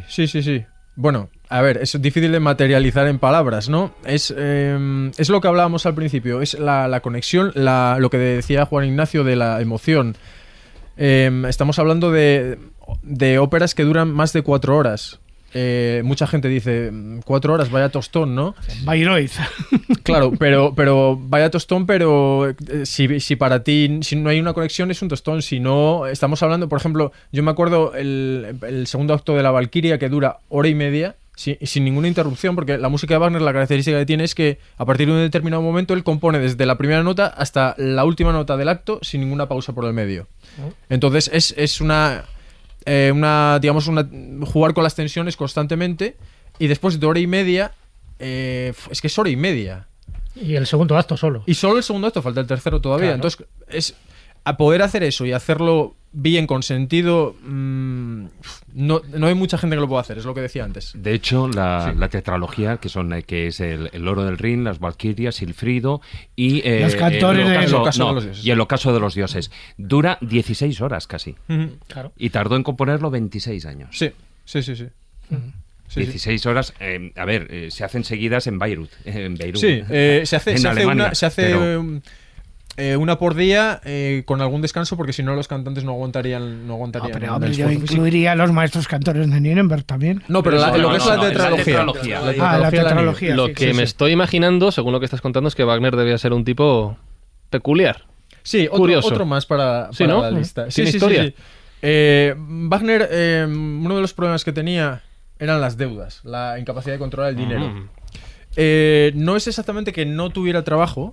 Hubo momentos de su vida en los que realmente lo pasó mal, pero él tenía el problema de que era muy generoso con las propinas, hacía regalos, le gustaba el lujo. Pero tú no olvides que a partir de su encuentro con Luis el Loco, o sea, Luis II de Baviera, Luis II de Baviera y tal, allí se forma una historia de derroche, de lujo tremendo, que no eran capaces de financiar entre todos. Bueno, sí, a ver, la historia con Luis II también llegó a un fin. No duró toda la vida de Wagner. Muere Luis. Sí. Claro. Palma el rey. Pero bueno, antes de eso ya digamos que tuvieron que, por tensiones políticas, y el tema se complicó, vamos a decir. Una cosa muy interesante sobre Wagner, que trae el misterio otra vez, y vamos a ver si esta vez es misterio de verdad o no es misterio de verdad, es que él tiene una frase que es la imaginación crea la realidad. Es una frase que yo no he conseguido verificar, no sé de dónde procede. Pues muy sencillo, viene de las sagas germánicas, porque él estaba absolutamente convencido de que las sagas germánicas eran absolutamente ciertas, y eso lo sabe muy bien Carlos Canales. Todo esto viene de los mitos de Wotan, de Odín, las Valquirias. Luis II era un rey, aunque era una época muy avanzada, pero es un rey romántico a pesar fuera de época. Entonces, efectivamente. El Luis II mete una cantidad enorme de dinero de un reino como Baviera, que tampoco lo tenía, para hacer verdaderos disparates. Ahora es muy bonito visitar Neuschwanstein. Claro, pero Neuschwanstein es muy bonito y lo que construyó es muy chulo, y todo lo que construye en torno a los mitos germanos, en la época del renacimiento del nacionalismo alemán, que es cuando nace. Efectivamente, ahí está la clave, porque luego se llevaría la etapa nazi. Claro, por eso. Cuando tengo el proyecto Wagner, no he dicho que me den ganas de invadir Polonia, ¿no? Pero que es el chiste de Woody Allen. Pero es que realmente es verdad. Luis II es uno de los que aprovecha el mito del renacimiento nacionalista alemán en la época que él es un rey católico enfrente a los prusianos. Entonces, realmente el problema lo tiene porque Luis II se alinea con los austriacos, y ese es el final del poder del reino bávaro. Y los austríacos años después quieren no vamos a hablar de la teoría, no si fue asesinado, no lo fue, tal, que es una y teoría los austríacos quieren servir a toda costa. O sea, eso no tiene que ver, está abajo. Lo que quiero decir es que en cualquier caso el apoyo a Wagner forma parte de que realmente a Luis II le gustaba la música de Wagner. Sí. O sea, porras, es que era un tío muy culto y un tío complejo, muy extraño, con miles de problemas, pero la música de Wagner le gustaba, y decidió que era un tipo por el que merecía la pena apostar. Y claro, un compositor, tú le dejas dinero, lujo y posibilidades de hacer, y alguien como Wagner, que tiene ese pequeño problema mental, dice, pues venga a ello, a gastar, que son 2 días. Sí. Realmente Wagner se metió de lleno en la corte. Y el papel de Wagner. Y entonces se generó muchos enemigos. Enlazando con lo que os contaba antes, porque la frase, o sea, me llama la atención el hecho de que él utilice el término imaginación, porque hay muchas corrientes que dicen, corrientes, no sé cómo llamar, si filosóficas, espirituales o qué, que realmente la imaginación crea la realidad. Sí. Entonces, él en el poema, lo que es el texto del Anillo del Nibelungo, porque él primero hacía los poemas y luego, esto hay que decirlo como curiosidad, él hacía los poemas, que no es normal en los compositores. Si los compositores suelen tener un libretista, él era libretista y compositor. Él, en el prólogo del texto, apuesta por él, por supuesto, dice que esto va a necesitar muchísimo dinero, claro, porque si no, ¿cómo se va a poder hacer 16 horas de música con orquestas de 120 personas y cosas así, ¿no? Entonces él dice, se va a necesitar mucha financiación, pero yo creo que esta financiación solo la puede aportar alguien de la nobleza. Y la última frase del texto es: llegará a encontrarse este príncipe, y al poco tiempo de esto Wagner es localizado en Suiza tras huir de Viena por las deudas. Claro. Yo he calculado que debía unos 60.000 euros en ese momento, he hecho unos calculitos. Es localizado por el emisario del príncipe Luis, que le fue a buscar a Viena y a otros cuantos sitios hasta que lo encontró. Y entonces a mí esto me parece algo, bueno, bastante profético, vamos a decir. No, es que es como si te toca la lotería, literalmente. Sí, porque además... O sea, a él le toca la lotería. Estaba incluso barajando... Estoy arruinado, tengo un problema de suicidarse. Sí, claro, se va a matar y de repente... Sí. Anda, mira, pero me acabo de tocar la lotería. Encontrar un señor que es capaz de meterse un acorde que dura prácticamente, digamos, por decirlo en términos técnicos, en Calderón, cerca de 1 minuto, no era fácil en ese momento. Y Wagner usa de ese recurso continuamente. O sea, hay veces que hay un acorde que se extiende con ligeras variaciones hasta llegar a un momento en que llega a ser hipnótico. Wagner lo bueno que tiene es que despierta la imaginación en Alemania. Es claro, el asunto, lógicamente, despierta el nacionalismo alemán. Completamente, se convierte de repente en un mito. Él se casa con Cosima Wagner, ¿no? Que a su vez era hija de Liszt, que a su vez su hija se casa también con un gran compositor, en fin. Que al final eso era muy habitual, ¿no? En el caso de la familia, por ejemplo, de Bach es más conocido, pero es cierto que en Europa, en esa época, esas uniones familiares eran más férreas de lo que nos imaginamos y que al final unos influían a otros. Yo esto que comentas lo he pensado. A mí me da la impresión de que era gente con un determinado nivel y Dios los cría y ellos se juntan. O sea, eso por ese nivel. Entonces, es verdad que además es también significativo que Cosima Liszt, la hija de Liszt, estaba casada primero con Hans von Bülow, que era un gran director de orquesta. Es considerado el primer director de orquesta. Es el que pone relación con Luis II de Baviera, prácticamente, ¿no? Fue en esa época, más o menos, cuando entran en conexión. Sí, efectivamente, porque él es el que estrena Tristan y Isolda. Por eso. Además, sí. Entonces, estamos hablando del alto nivel, en este caso alemán. Estaba también Friedrich Nietzsche metido por el medio. Bueno, Nietzsche jugó también un papel importante, ¿no? Tanto cuando estaban unidos como cuando se desunieron. Sí. Y acabaron a tortas. Sí, bueno, porque estos grandes genios también tienden a ir de un polo a otro, ¿no? A ser excéntricos. Sí. Entonces, Nietzsche al principio estaba muy ilusionado con Wagner por sus tendencias zaratústricas, ateas, etcétera, y luego Wagner lo que hizo fue pasarse casi al catolicismo en su última ópera, porque claro, él sus ideas las reflejaba en la música, lo que hablábamos antes. Y cobraba de los católicos Baviera, joder, que eso ayuda muy mucho. Antisemita, Wagner, o sea, que eso también creo que influyó un poco en la relación. Bueno, mira, ese tema concretamente yo creo que por un poco ya, porque es un tema cansino, ya ni siquiera me he informado sobre él. Wagner evidentemente criticaba a los judíos, pero es que criticaba a todo el mundo, entonces... Tenía un carácter. Y luego, en su círculo de músicos, de músicos fieles, había tantos judíos que, claro, yo ahí dudo siempre, ¿no? O sea, que es un San Benito que se le ha colgado. Posiblemente mejor también por la influencia nazi cuando le tuvo un poco como compositor. A ver, evidentemente, si un poder tan grande como los nazis, con el daño que hicieron y la repercusión posterior, porque yo, por ejemplo, he conocido a gente austriacos que todavía notan que ellos tuvieron culpa de alguna cosa. Pero me refiero a los austríacos de ahora. Entonces, claro, es muy fácil decir que Wagner era nazi, pero claro, es que los nazis no estaban. Otra cosa es... No, los nazis no estaban Otra todavía, cosa son los descendientes de Wagner. Sí, claro, que esos ya abiertamente sí apoyaron, eso está claro. Que pudo ser por las ideas del papá Wagner, pues sí. Pero ¿cómo saber exactamente qué es lo que pensaba él cuando él estaba rodeado de judíos? Pues yo no lo sé. No era Wagner, eran las sagas germánicas. Eso es lo que llevó al grupo Thule de alguna manera a reforzar, digamos, sus lazos con Wagner. Pero una herramienta. Pero muchos músicos, por ejemplo, de la talla que usaron a Nietzsche también. Exacto, claro. Una parte de lo que les interesaba, lo que no, ya está. No, hombre, no hay más que leerse el Anticristo para ver de qué iba la cosa. O sea. Sí. Pero mira, muchos músicos de la talla de Barenboim, por ejemplo, que es judío, y bueno, Barenboim tiene no sé cuántas nacionalidades, 6 o 7, ha dicho que él no ve nada de antisemita en las obras de Wagner, si no, no las dirigiría. Y muchos cantantes más lo han dicho. Es que las obras de Wagner son sobre mitos germánicos. El antisemitismo no existe en ningún punto. No, pero claro, que se le ha colgado, ¿no? Sí. Bueno, Luis II de Baviera, como habéis dicho, es el que convirtió en realidad la imaginación, en este caso, de Wagner. Pero está claro que si querías dedicarte a la música en aquellos tiempos, no es muy diferente a lo de ahora, estoy pensando. Más te valía tener un buen mecenas.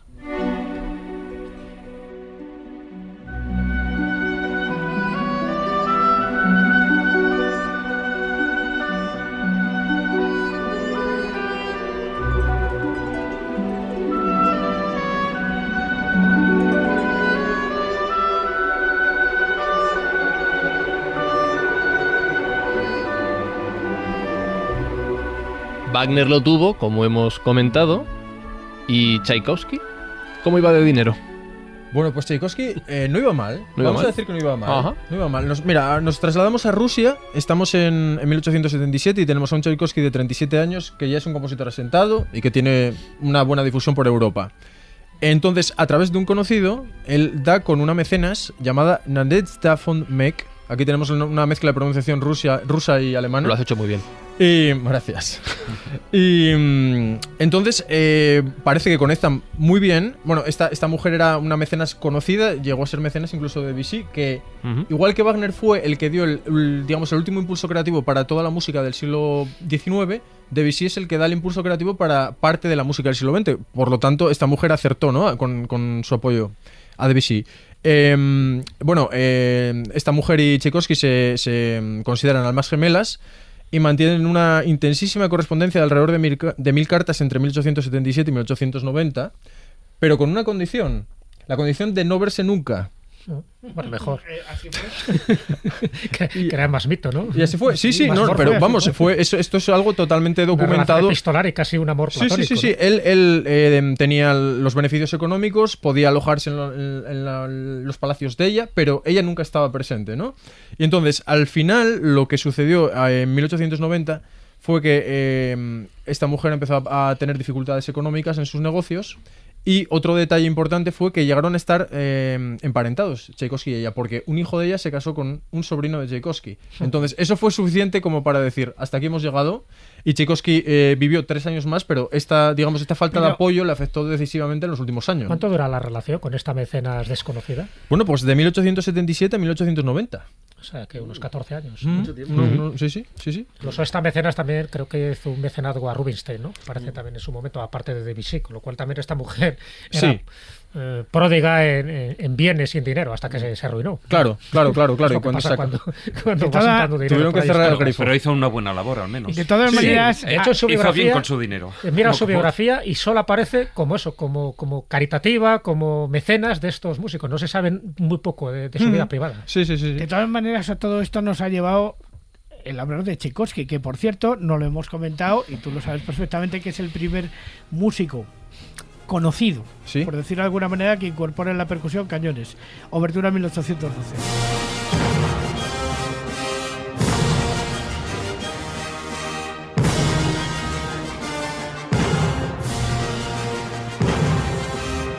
Hombre, posiblemente sea el primero y el único.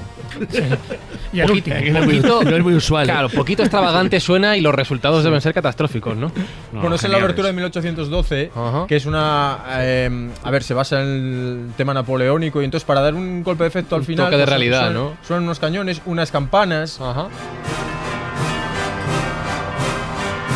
Pero bueno, que en un concierto no vas a escuchar los cañones. Las campanas de San Petersburgo, por cierto. Bueno.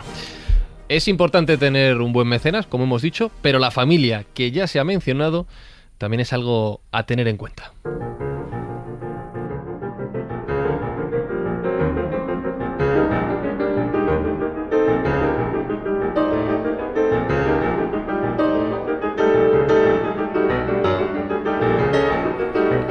Si no me equivoco, esto que escuchamos es la séptima sonata para piano de Prokofiev. Sí. No sé, el ruso no lo domino. El tercer movimiento, concretamente. Sí. Escuchemos, Yara, escuchemos. Música de persecución casi, ¿no? Sí. De hecho, la indicación que pone es precipitato. Ah, vale, precipitato. Hablo de la familia porque podemos hablar de él, de Sergei, o podemos hablar de su mujer, que pues ya nos has avisado, tiene una vida para tenerla en cuenta. Sí. Pues mira, esta historia yo no la conocía y me la contó el director Guillermo García Calvo cuando estábamos justamente en Viena. Él estaba dirigiendo el ballet La Cenicienta y yo estaba de asistente de él. Entonces, mientras íbamos por la calle me dijo, ¿tú sabes lo de la mujer de Prokofiev? Y yo, no sé nada de la mujer de Prokofiev. Es la pregunta normal. Es la típica conversación, sí. En ese entorno, yo no he sido. En ese entorno pegaba. Y entonces, bueno, me pareció totalmente sorprendente. Estamos hablando de Lina Prokofiev o Prokofieva, nacida como Carolina Kodina Nemiskaya, nacida en Madrid en 1897. En Madrid. Era nombre castizo, sí. Oh, ya ves. Sí. Toda la vida. Chulapilla. De Aluche. Hija de Juan Kodina, nacido en Barcelona. Ajá. Ambos padres eran cantantes. pero ella fue educada en Nueva York. Buena vuelta. Qué vida, Bueno, también hay ciudades repetitivas, hay salas repetitivas, o sea, hay cosas que se repiten constantemente en la historia de, bueno, no solo de la música, ¿no? Entonces es normal que esta gente acabe en ciudades importantes. Ella entró pronto en contacto con círculos bolcheviques en Nueva York y supongo que en parte por esto conocí a Prokofiev en 1918 cuando él estaba por allí de gira. Iniciaron una relación que culminó con su matrimonio en 1923 y se asentaron en París. Bueno, esta mujer entró en contacto con muchísimos personajes de la cultura y de la sociedad, digamos, personajes conocidos como Coco Chanel, Picasso, Hemingway, Charles de Gaulle, el mismo Lorca, y era admirada por su belleza latina. Entonces, mientras estaban en París, Prokofiev tuvo la necesidad de volver a Rusia. Aunque circulaban noticias de que empezaba a desaparecer gente, pero él sin importancia. No tenía mayor importancia, él tenía nostalgia, ¿no? Y entonces se asentaron en Moscú en 1936, justo antes de que empezaran las purgas de Stalin. Qué momento. Y entonces, bueno, él siguió no atendiendo las advertencias de sus amigos, a pesar de que empezaban a desaparecer ya en masa, ¿no? En 1938... aparece una mujer, Mira Mendelssohn, que era una estudiante de literatura sin más, durante las vacaciones de verano, porque parece ser que la Unión Soviética se iba marido y mujer cada uno por su lado, una costumbre bastante extraña, ¿no? De tal manera que esta Mira Mendelssohn pudo empezar a iniciar una relación secreta con Prokofiev, pero la relación se extendió hasta 1948, año en el que se casaron. Y durante este tiempo la relación fue paralela, o sea, el matrimonio y la relación con Mira Mendelssohn. En 1948, precisamente, Prokofiev es acusado de formalista y enemigo del pueblo, y su mujer es acusada de espionaje para una potencia extranjera y de traición. Tras torturas, ella confiesa los cargos y es condenada a 20 años a trabajos forzados. Y bueno, la historia podía terminar aquí, porque tiene la pinta de que esto se acabó aquí, pero no. Porque Stalin muere en 1953, Prokofiev muere en 1953, el mismo día que Stalin, casualmente. Y unos años después, en 1956, tras 8 años en los campos de concentración, a Lina le retiran los cargos porque lo que las decisiones de Stalin estaban dejando de tener peso. Hay un pianista ruso muy famoso, Sviatoslav Richter, que en un documental sobre él dice abiertamente que Prokofiev era una persona totalmente sin escrúpulos. Que por cierto fue el pianista que estrenó esta sonata número 7 de Prokofiev, que se la aprendió en 3 días, nada más. Cuando normalmente los pianistas necesitamos pues unos cuantos años, ¿no?, para meternos esto en la cabeza. Y lo que pasó fue que en vez de tener rencor hacia su marido, lo que hizo fue crear una fundación para difundir su vida y obra. De tal manera que incluso la podemos escuchar como narradora en una grabación de Pedro y el Lobo, dirigida por el director Neme Järvi. Y bueno, acabó muriendo en Londres en 1989, a los 92 años. Vaya. Curioso, sí. A pensar que no me extraña que haga música de persecución. Vaya, bueno, una vida de novela, ¿eh? De novela. Sí, bastante intenso. Alguien dijo que los directores de orquesta son realmente longevos porque tienen que utilizar mucho la memoria. Sí. Eso, ¿sabes quién lo dijo? Lo dijo Arturo Toscanini. Y además con motivo de una anécdota que es realmente curiosa. Estaba dirigiendo en ese momento una pieza de Verdi. Sí. Y viene la violonchelista y le dice: se me ha roto la última cuerda. Empieza a pensar y dice: no te preocupes, no la usas. Sí. Eso es memoria, todas son chorradas. También fue longevo. O sea que cuando murió Prokofiev pasó desapercibido, ¿no? Si murió el mismo día que Stalin, estaba bastante preocupado. Es verdad. Sí, apareció una pequeña notita en los periódicos. Sobre esto que has dicho de Toscanini parece que dirigía de memoria porque veía mal. Ah, claro. Pero desarrolló una memoria brutal, porque al final le salió bien la memoria en realidad es algo beneficioso para los músicos, porque nos ayuda a concentrarnos totalmente en lo que estamos haciendo y no tener que mirar la partitura ni nada de eso. Esto recupera una de las primeras preguntas que te he hecho y que es el título de tu libro, que es ¿para qué sirve un director de orquesta?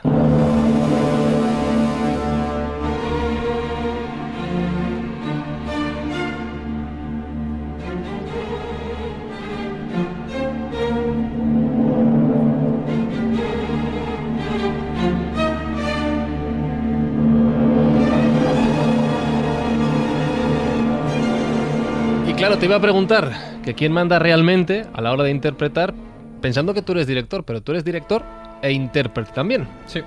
Supongo que la respuesta será depende de dónde te sientes tú. Bueno, ¿no? Antes ya te había comentado que depende también de la época. Ajá. A partir de 1990, pues es todo más democrático, vamos a decir. Antes no. Antes igual dependía más del peso del artista. En este caso, el director era una figura... acompañante casi. No, una figura autoritaria realmente. Ahora vamos a hablar de Leonard Bernstein, que era... En Estados Unidos era directamente una estrella porque como salía en la televisión y tenía una difusión masiva, era realmente una estrella. Ahora mismo, tú cuando te enfrentas, o sea, no cuando te enfrentas, cuando vas a trabajar con otra persona, lo que se hace es, evidentemente, cada uno pone lo suyo. Pero vosotros imaginaos una ópera donde hay, yo qué sé, imaginaos 6, 7, 8 cantantes, tenéis un director de escena... La de problemas que puede haber para llegar a acuerdos, ¿no? Sí, sobre todo porque tú estás hablando 6 o 7 cantantes más el director, con lo cual son 7 más 1, 8 grandes egos. Sí. Sí. A ver. Y eso hay que gestionarlo. Es lo mismo que pasa en los equipos de fútbol de las primeras divisiones, totalmente, ¿no? O sea, el trabajo en gran medida también del director es una parte también psicológica, sí, de saber gestionar todos esos egos. Igual que pasa en un banquillo. Sí, es muy importante. O sea, hay que tener una formación específica para... Digamos, si tú realmente confías en tus opiniones, no imponerlas, sino introducirlas de tal manera que no se note, ¿no? Entonces, en este caso, es una anécdota, vamos, preciosa, que tuvo lugar en Nueva York. Por eso decía que las ciudades se repiten, los nombres se repiten, en la sala Carnegie Hall, en 1962, cuando el pianista Glenn Gould, canadiense, y Leonard Bernstein iban a interpretar el primer concierto para piano de Brahms. Y entonces el director se dirigió al público para decirle unas palabras, lo cual es poco habitual, ¿no? Que un director hable con el público antes de interpretar. De hecho, si quieres, podemos escuchar las palabras que el director dijo al público. Don't be frightened, Mr. Gould is here. Will appear in a moment. I am not, as you know, in the habit of speaking on any concert except the Thursday night previews, but a curious situation has arisen which merits, I think, a word or two. Como está en inglés, voy a traducir este inicio que dice: no se asusten, el señor Gould, en este caso el solista, está aquí, va a aparecer en un momento. Como saben, no estoy acostumbrado a hablar en ningún concierto, salvo los jueves por la noche, pero se ha dado una situación curiosa que merece, contaba, creo, una palabra o dos. Sí, y la situación curiosa es que ellos estaban en tal nivel de oposición en sus visiones de la obra que él se planteaba por qué iba a dirigir el concierto. Si estaba totalmente en desacuerdo con... totalmente en desacuerdo en principio. Y se pregunta, ¿quién manda aquí? ¿El director o el pianista? O el solista en general, ¿no? Pero claro, él lo que argumenta es que Glenn Gould es un artista... Bueno, Glenn Gould era un pianista de lo más excéntrico que pueda haber. Él se sentaba en una banqueta súper bajita, con una posición absolutamente lo que se llamaría ahora mismo antipianística, ¿no? La postura le tendría que dificultar tocar, y sin embargo no tenía ningún problema. Otra cosa que hacía era canturrar constantemente mientras tocaba, de tal manera que en las grabaciones se puede escuchar el canturreo. Sí. Llegó a estar en un estudio de grabación con una máscara de gas puesta para que no se escuchase el canturreo. Iba constantemente abrigadísimo, como si se estuviera a 0 grados. Siempre con los guantes. Con los guantes, sí, que solo se los quitaba para tocar. Iba a preguntar si tocaba con los guantes. No, se los quitaba justo para... Llevaba 2 guantes. O sea, no uno en cada mano, sino un guante encima de otro. Ajá. Joder. Era raro, ¿no? Un auténtico... Un poquito. Pero bueno, él también era un auténtico fenómeno en el sentido de que, por ejemplo, podía aprenderse las partituras mirándolas, no tenía necesidad de practicar tanto. Hay otros pianistas que les pasa esto. Por ejemplo, María Jo Pires, la pianista portuguesa, estudia mientras cocina. Ella está cocinando, haciendo lo que haga, y con la cabeza ella va razonando lo que tenga que razonar y ya está. Porque puede hacer 2 cosas a la vez. Pues puede que sea esa la ventaja. Seguro. Y entonces lo que argumenta Bernstein aquí de por qué él no ha cedido este concierto a otro director, que él también lo comenta, que tendría esa posibilidad, es que Glenn Gould, a pesar de tener unas ideas tan extravagantes, no deja de ser un artista tremendamente serio. Y las opciones que él propone de hacer las velocidades más lentas y alejarse totalmente de las indicaciones de Brahms, que acabamos de escuchar, del concierto para piano número 1, aún así lo que ha generado es un ambiente de novedad, de experimento y de aventura en los ensayos, que ha dado como resultado una interpretación fresca y llena de convicción.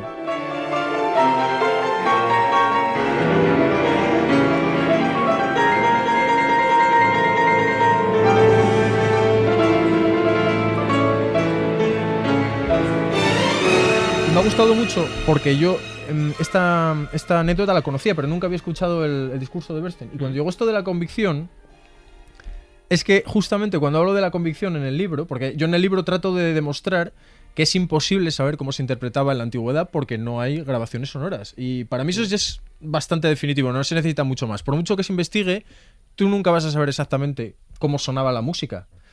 Entonces, cuando nosotros valoramos ahora una interpretación de un artista, estamos valorando ante todo la convicción. Por eso os decía que cuando un director es malo, la orquesta va a la deriva. No transmite, es como, cada uno hace lo que puede, pero todos están inseguros. Pero Glenn Gould, haciendo todo lo contrario de lo que se supone que había que hacer, transmitía una convicción tal que convencía a Leonard Bernstein de que merecía que por cierto, está en la portada del libro, que merecía la pena que llevar el concierto a cabo y que el público lo escuchase. Luego, curiosamente, después de esta charla, cuando empieza a tocar Glenn Gould, empiezan las toses del público. Las típicas lo cual quiere decir que ni en Nueva York, ni con Bernstein dirigiendo, ni con Gould tocando, el público es silencioso, ¿no? Oye, ya que estamos hablando de directores, además también metiendo ese aspecto misterioso, incluso a veces paranormal, hemos hablado de Leonard Bernstein, de Toscanini, de Herbert von Karajan. Tú, que eres director de orquesta, sí. ¿Existe una sintonía o una telepatía que va más allá de las meras notas musicales para coordinar como si fuera toda una especie de bandada de aves?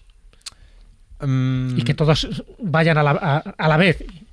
Y que incluso Karajan, que tú lo has contado alguna vez, si nota que hay algún músico que le falta oxígeno, pues respeta eso. ¿Cómo es eso? ¿Qué se produce? Yo a día de hoy, como opinión lo digo, porque a mí me gusta muchas veces decir las cosas taxativamente después de que han sido demostradas por otros, no por mí. Yo digo, mira, sí, yo creo que es así porque además lo han demostrado otros. Esto te lo digo como opinión personal. Yo creo que sí, que llega un momento que si tú tienes una conexión con una persona, un grupo de personas, pasa algo que se puede notar. Yo eso lo he notado, por ejemplo, ensayando con un violinista, con un amigo. O sea, yo tocando el piano y él tocando el violín. Y pasaba este fenómeno que se llama sinergia, que es que el todo es más que la suma de las partes. Yo no me salía, digamos, transformado el ensayo. Yo creo que él también. O sea, era como que el ponernos en conjunto nos hacía mejorar a los dos. Karajan de lo que hablaba es que es que hay que tener en cuenta que Karajan, no sé si estuvo 32 años dirigiendo la Filarmónica de Berlín, que también es muchísimo tiempo, desde 1955 hasta 1989. Además, hay una frase famosa de su mujer que decía: cuando Herbert deje esta orquesta no le quedan ni 3 meses de vida, y fue lo que pasó. Te quiero decir, ahí había Qué sospechosa esa afirmación de su mujer. No. Era por la tremenda conexión, por la pasión, por todo lo que él había puesto en esa orquesta, y el hecho de... Karajan fue una persona que siempre tenía algún tipo de plan. O sea, él siempre tenía algo que hacer. Él colaboró en desarrollar, por ejemplo, el CD. Es algo que muy poca gente sabe. El compact disc que todos hemos disfrutado durante tanto tiempo. Él impulsó tanto la creación del CD, que incluso cerca de Salzburgo hay una factoría de Sony, pues porque él vivía en Salzburgo. Entonces él siempre tenía planes. En el momento en el que dejó la Filarmónica de Berlín por cuestiones que no están totalmente claras, pero yo creo que es porque era muy mayor ya, o sea, estaba muy debilitado a los 81 años, ya no dejó de tener planes. Ya. Se le acabaron. Y entonces él llegó a tener una relación súper estrecha con la orquesta. En contra de lo que se suele decir de que Karajan era un dictador y cosas así, yo he visto muchísimos testimonios de músicos agradeciendo su trabajo con ellos, o sea, realmente notando que habían progresado como orquesta gracias a él. Y yo a día de hoy creo que con una relación tan estrecha sí que hay algo más. De hecho, tengo una declaración aquí de un científico, de un neurocientífico alemán que colaboró con Karajan, Ernst Peppel, este también es alemán, en el que dice que él se considera un científico ortodoxo, o sea, que sigue el método científico tal cual, pero que tiene que admitir que de todos los fenómenos paranormales, y creo que dice telequinesis, percepción extrasensorial, telepatía, precognición, la telepatía es la única que probablemente existe. Y esto lo dice un científico. Vaya. Dice que hay suficientes indicios para demostrar que a través de la comunicación de las personas de estados emocionales se da efectivamente una comunicación. ¿Y Karajan era un director telepático? Por utilizar ese término. Mira, el ejemplo que cuenta Karajan de que él nota si un músico le falta el aire, es que claro, es que eso es un poco... No queda muy claro porque tú puedes notar eso por varias cosas, no solo por... O sea, lo puedes notar en el sonido mismamente. Tú puedes porque cuando estás de tocar con alguien, tú notas si empieza a sonar un pelín raro. Entonces, este ejemplo que él pone concretamente no es muy definitivo, pero podría ser, ¿por qué no? De todas maneras, déjame que te diga una cosa, y en esto yo he tenido mucha experiencia. Sí. Como no exista una epifanía, una telepatía, o como lo quieras llamar, entre el director y la orquesta que tiene delante, es difícil que salga la cosa. Por una sencilla razón. Porque el director parece que es que no tiene ninguna importancia. Bueno, pues ha ensayado, ha organizado y tal. Pero el director es el que tiene las manos. Uh-huh. Y el que hace así, o hace así, o da las entradas o las quita. Y en un momento dado a lo mejor el director puede decidir, en un momento dado, y esto es técnico, hacer un calderón un poquito más largo. Uh-huh. Por ejemplo, no es lo mismo como dirigía, antes hablábamos de la quinta de Beethoven, Karajan, a como lo puede dirigir Cserevidake o cualquier otro director. Hay algunos que le dan a ese violín del principio, cuando empieza el impromptu de la quinta sinfonía, o más largo o más corto según considera el director que tiene que sonar. Y la orquesta tiene que obedecer, y para eso hace falta una telepatía. Bueno, pero a ver... Y disciplina. Pero sí, pero tú has utilizado la palabra clave que es técnica. O sea, un director no hace gestos al azar, son gestos que están totalmente estudiados. Por supuesto, está perfectamente codificado. En el caso concretamente del Calderón, es un aspecto técnico. Esto se vuelve demasiado técnico para los oyentes, creo, pero es un... A ver, la telepatía, digamos que es un paso más. Es un paso más de pasar, digamos, incluso de la buena calidad a lo excelente. No sé si me explico. Sí. Sí, yo mira, me estáis inspirando a pensar en el propio mundo de la radio. Yo creo que esto ocurre también en radio, o en general el trabajo en equipo, cuando todo el mundo está en la misma onda, en esa misma vibración a la que hacía referencia Jesús, con la práctica, creo que Pablo Iglesias estaba pensando en ello, algo así está haciendo gestos, ¿ves? Pablo Iglesias estaba diciendo en la pecera lo que yo estoy contando ahora. Cuando un equipo realmente trabaja juntos y una orquesta no deja de ser un equipo de trabajo, exactamente. Creo que esto se nota. Y decía Juan Ignacio lo de los gestos. Y os voy a poner un ejemplo práctico. Mirad, ahora Geray Martínez hace así y suena Montserrat Caballé.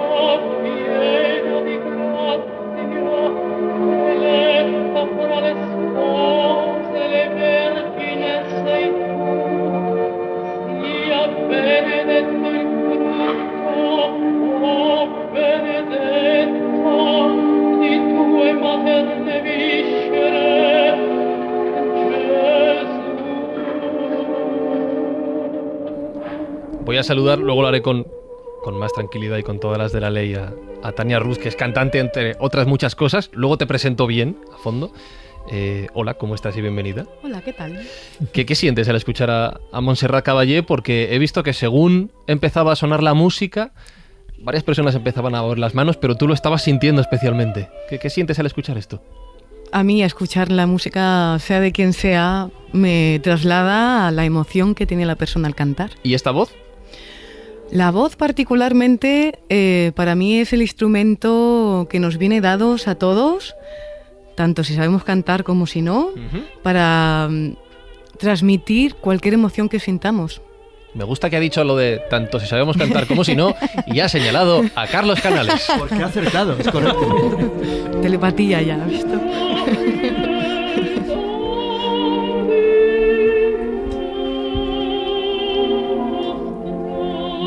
Hemos hablado, Omar, sobre todo de intérpretes y de directores, y ahora vamos a hablar de una cantante. ¿De qué cantante de Montserrat Caballé en este caso. Pues sí, una de las más importantes del siglo XX. Y os traigo este caso porque es una de los múltiples artistas que existen que en un momento determinado alguien les dijo que no servían. Y eso es importante también que la gente sepa que, bueno, que todo el mundo tiene momentos, digamos, en los que tiene que sacar fuerzas extra porque le están diciendo es mejor que dejes lo que estás haciendo, ¿no? Montserrat Caballé desde el principio tuvo buena voz. De hecho, tuvo mecenas en Barcelona que la apoyaban económicamente para que pudiera desarrollar sus cualidades. Pero en 1954, a los 21 años, Caballé se presentó en un casting en Roma y el agente que estaba ahí para valorar le dijo que no tenía carácter para trabajar en el mundo de la ópera, que posiblemente tuviera muy buena voz, pero no el carácter.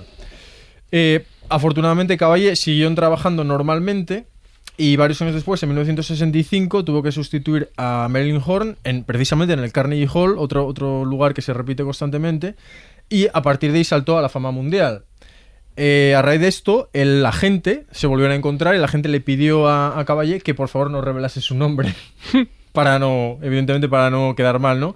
Y otros muchos artistas, por ejemplo, el director Christian Thielemann, que es ahora el máximo representante el máximo, o sea, el considerado mejor director para Wagner actualmente, también en una audición un director le dijo que no tenía talento en absoluto.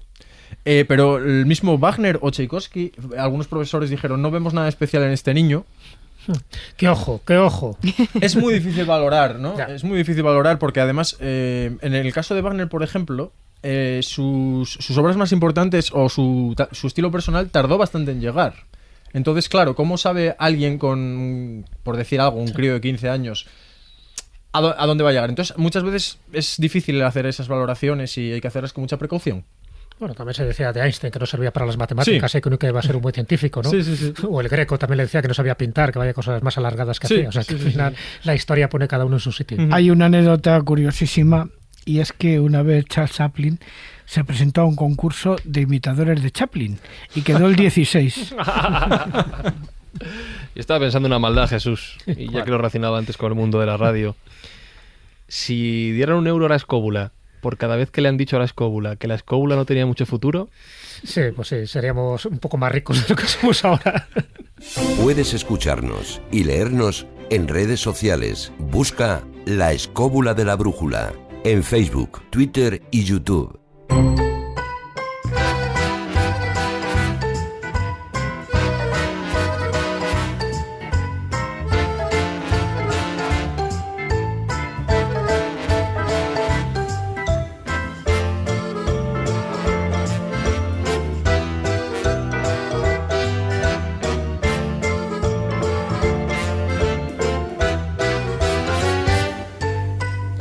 Voy a explicar la dinámica de esta sección, los oyentes ya la conocen, pero claro, y Tania, te voy a incluir, piénsalo, ¿vale? No es una obligación, piénsalo. Esta es la sección de recomendar, ¿vale? Es la sección de recomendar contenidos, libros o no sé, cualquier tipo de obra que puedan inspirar a los oyentes a seguir profundizando en todo lo que hemos hablado, lo que sea, lo que os guste, y si no hay nada, pues no hay nada. Y al final recomendamos también una serie de películas. A ver, alguien que levante la mano para recomendar primero. ¿Quién levanta la mano?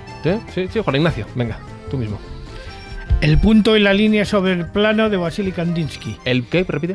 El punto un gran compositor, como todo el mundo sabe. Y la línea sobre el plano de Vasily Kandinsky. ¿Qué tiene que ver un libro que hace Kandinsky con su pintura, poniéndola en relación con Arnold Schoenberg. Sí. Pues es cacofonismo. Recomendado. David. Yo fíjate, era un tema que iba a sacar al principio, precisamente cuando estabais hablando sobre la figura del director, y Omar estaba comentando que los directores antes eran una cosa, hoy en día, por decirlo de una manera, como que se han humanizado más, entre comillas, ¿no? Por supuesto. Y no es un libro, sino es una serie que muchos conocemos y que, bueno, se puede ver la parte buena y la parte mala de esas dos cosas, que es Mozart in the Jungle, no sé si conocen Mozart en la jungla, que es una serie con una comedia, pero que se ve, por una parte se ve esa capacidad del director de los egos, y esa parte que también se está hablando, la de transmitir, la de conseguir transmitir a los intérpretes, a los músicos de la orquesta, lo que él quiere que se haga con una obra. Y de hecho, así es como los directores, los grandes directores, hacen o pueden hacer de una orquesta buena una orquesta superior o vamos, superior, o la que mejor. suene mal, Claro. o que suene muy mal.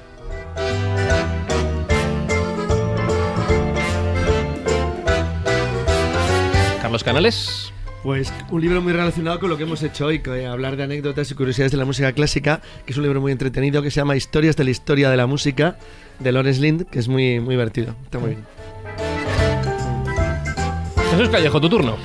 Pues Beethoven. Toca Beethoven, una obra que se titula así, Beethoven, Tormento y Triunfo, de Jan Schwafur, porque toca precisamente esa parte que hemos descrito, que ha descrito también Omar Navarro, donde este hombre las pasó realmente mal y que sus obsesiones internas al final quedaron también plasmadas en parte en su gran música. Le he lanzado el desafío a Tania y lo ha recogido con toda velocidad. Bárbaro. Pues sí, pues mira, los mensajes ocultos del agua de Masaru Emoto. ¿Qué tiene que ver con esto? Porque, bueno, pues va poniendo música clásica al agua y todo genera geometrías sagradas impresionantes. Y es muy interesante para ver las cualidades que tiene la música clásica el escucharlo y lo bien que nos sienta.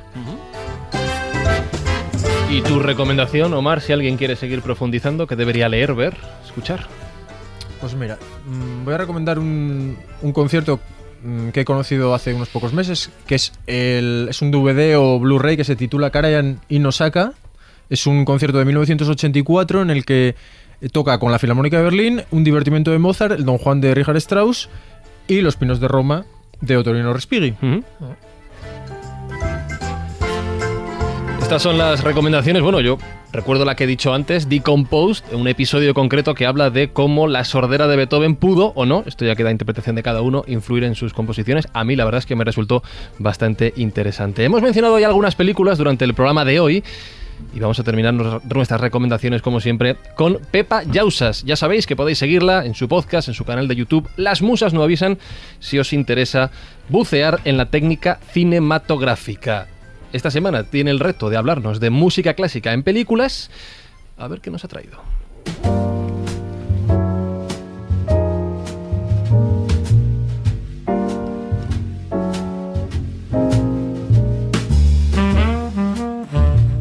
Clásicos y musicales saludos desde el otro lado del charco.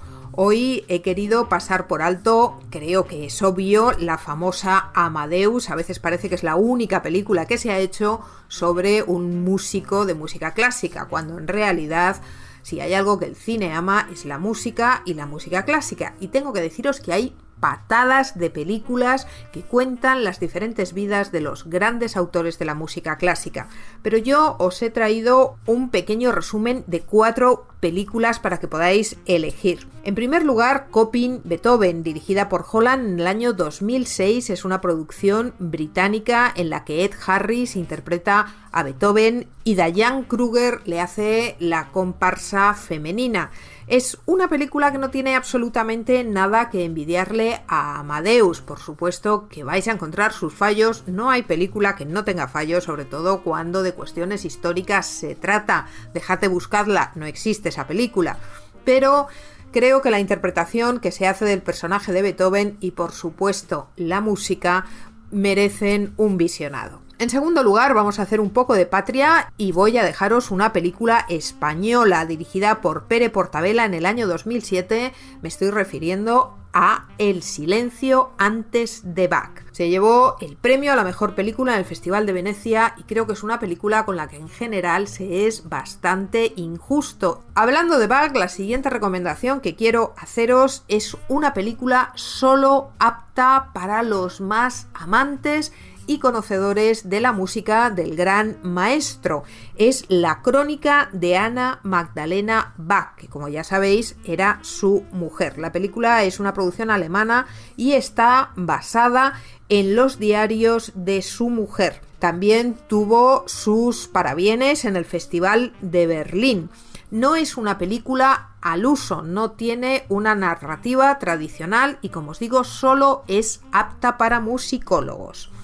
Y finalmente, para acabar, quiero haceros una recomendación que, si bien no se basa directamente en la vida de un autor de música clásica, creo que es una película que vale la pena ver. La dirigió Gerard Corbiou en 1994 y cuenta la vida de Carlo Broschi, más conocido por Farinelli Il Castrato, que es el título de la película. Hay que apuntar que tiene errores históricos importantes, sobre todo respecto a la vida de Farinelli y al personaje de Händel, que también aparece en la película.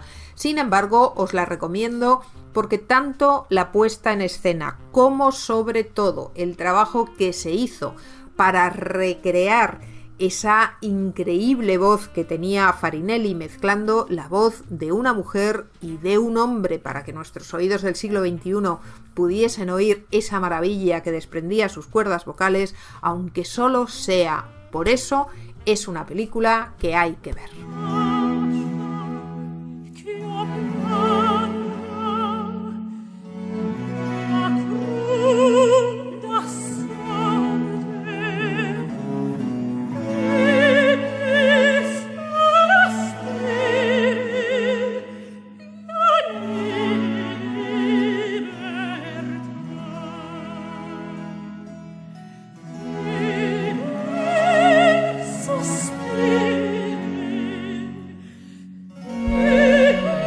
Muchas gracias, Pepa. Ay, el gran Farinelli, la música terapéutica para Fernando VI, que tuvo mucha vinculación con España, como bien sabéis. Omar Navarro, sé que nos has contado muchísimas anécdotas de grandes compositores, pero sé que tú personalmente tienes anécdotas. Y ya no solo vamos a hablar del mundo de la música, de la dirección de orquesta, como pianista, sino de esos fenómenos que también dice que ocurre sottovoce y que a veces no se transmiten o bien por falta de valentía o por el qué dirán, pero tú has tenido una de esas experiencias, no sé si llamarlas paranormales o místicas o psíquicas, en las que percibiste algo que no era normal en ese cuarteto de cuerda en el que tú participabas. Exactamente, sí. Esto es en el año 2008. En aquel momento yo estaba organizando conciertos en Asturias, entonces a la vez que tocaba tenía que realizar todo tipo de gestiones. Esto es importante, o sea, no lo digo por nada, es importante. Y cuando estábamos en pleno concierto, yo de repente noté una especie de, no sé denominarlo presencia, densidad, algo que surgía. Pero una forma, un color, un aroma. Nada, ahí está lo importante de esto, lo raro, ¿no? No es nada que se pueda recordar. O sea, no era nada que se pudiera ver, que se pudiera tocar. Era como... Yo el recuerdo que tengo, porque yo esto casi no recuerdo, o sea, fue hace 12 años y me acuerdo de haberlo contado a más gente, pero yo no recuerdo exactamente lo que fue. Yo me acuerdo de estar tocando, me acuerdo el punto exacto además de la obra, y de repente notar algo por aquí delante. Que no podía ser, por ejemplo, aire acondicionado ni cosas de esas. Yeah. Y claro, fue muy extraño. Duraría, no sé, ni 10 segundos, creo yo. Y ya está, o sea, no puedes decir nada más. No puedes decir ni que fuera grande ni pequeño. ¿En un ensayo? No, en pleno concierto. En pleno concierto. En pleno concierto. Entonces, ¿dónde era el concierto? En el Auditorio de Oviedo, en la sala de cámara. No puedo decir más para no desvelar el resto de... Y entonces, bueno, la cosa podría quedar ahí si no fuera porque luego yo pregunté, a ver, vosotros aquí notasteis algo. Lo notaron los demás, ¿no? Claro, y una persona dijo que sí. Vaya. Y entonces, claro, no se puede decir más. Una presencia densa es lo que más puedes describir. O sea, como que había otro elemento, otro miembro allí. ¿Podría ser? ¿Te refieres a otro músico, un músico fantasma? Sí. No. Es, por eso dije lo del aire, porque podría ser parecido a una corriente... No, algo que está como a la altura de la cara y tú notas que hay algo, pero ni se ve ni lo... Yo estoy seguro que si hubiera hecho así no hubiera podido tocar nada. O sea, no había nada, pero notas que está ahí. Entonces, por eso yo dije antes lo de que yo estaba organizando conciertos, porque era una actividad muy estresante. Y yo sé que algún científico diría, bueno, eso es algo que tú proyectaste. Pues esas cosas que dicen que, igual que las alucinaciones sinagógicas y todo esto, que tú proyectas algo, ¿no? Del inconsciente y lo ves como algo que está fuera cuando realmente lo estás proyectando tú. Pero claro, al preguntar a otra persona y que esa otra persona diga que también lo notó, es cuando a mí me da la sensación de que fue algo real. ¿Y la sensación que tuviste era agradable, desagradable? Claro, desagradable desde luego que no fue. Vale. Agradable, sí, por la sorpresa. Porque es una sorpresa o sea, como que de alguna manera dices, ¿qué es esto? ¿Cómo puede existir esto? Que de repente... Pero claro, como no es nada sólido, no es nada... Lo que decía antes, no lo puedes recordar. No puedes recordar de qué color era, de qué forma era... Y ya está. Y nunca más he tenido nada parecido. ¿Tú crees que en el mundo de la música y sobre todo de la orquesta se puede producir esa teoría de Rupert Sheldrake de los campos morfogenéticos? Donde el aprendizaje de uno y ser experto uno hace experto a los demás. Por lo que hemos hablado antes, yo diría que sí. Yo diría que sí, porque yo he notado claramente como trabajando con gente, trabajando bien y con buen ambiente y cada uno no queriendo imponerse sobre los demás, sino llegar a algo, cada uno, o sea, llegar a algo conjunto, se nota que realmente se avanza, ¿no? Y se consiguen cosas especiales, aunque no sean de la máxima calidad como para vamos a hacerte un contrato discográfico multimillonario, no, pero se consiguen cosas especiales que llegan a la gente. Y yo creo que puede ser que lleguen, por ejemplo, por lo que decía este neurocientífico que cité antes, Ernst Peppel, puede ser algo telepático, porque hay que recordar que la telepatía, mucha gente cree que la telepatía es que yo pienso una frase y la otra persona escucha esa frase. La telepatía no es eso, es la transmisión de las emociones. O sea, la emoción de uno a otra persona, pero no directamente a través de palabras o de gestos, sino directamente esa emoción. Entonces, yo creo que en este caso puede ser algo así, puede ser. Pero mi experiencia personal, ya te digo, es algo tan abstracto, tan etéreo, que poco se puede decir. Te voy a pedir una cosa. ¿Puedes cerrar los ojos un momento hasta que yo te diga, ¿vale? Sí. Y luego me tienes que contar qué sientes. A ver qué te inspira esto que va a pasar ahora. Bueno, llevamos mucho tiempo hablando de música clásica y realmente esto va a chocar un poco con la música clásica, pero también es la transmisión de las emociones. Y luego Carlos nos va a explicar por qué es la transmisión de las emociones de un momento nefasto de la historia que impresionaron a uno de los grandes músicos y de los grandes poetas que la humanidad ha conocido. Que no trabajaba solo, trabajaba en conjunto con un señor que se llamaba Alfredo Lepera, y este era Carlitos Gardel. Silencio en la noche, ya todo está en calma, el músculo duerme, la ambición descansa, meciendo en una cuna, una madre que canta y un canto querido que llega hasta el alma, porque en esa cuna está su esperanza.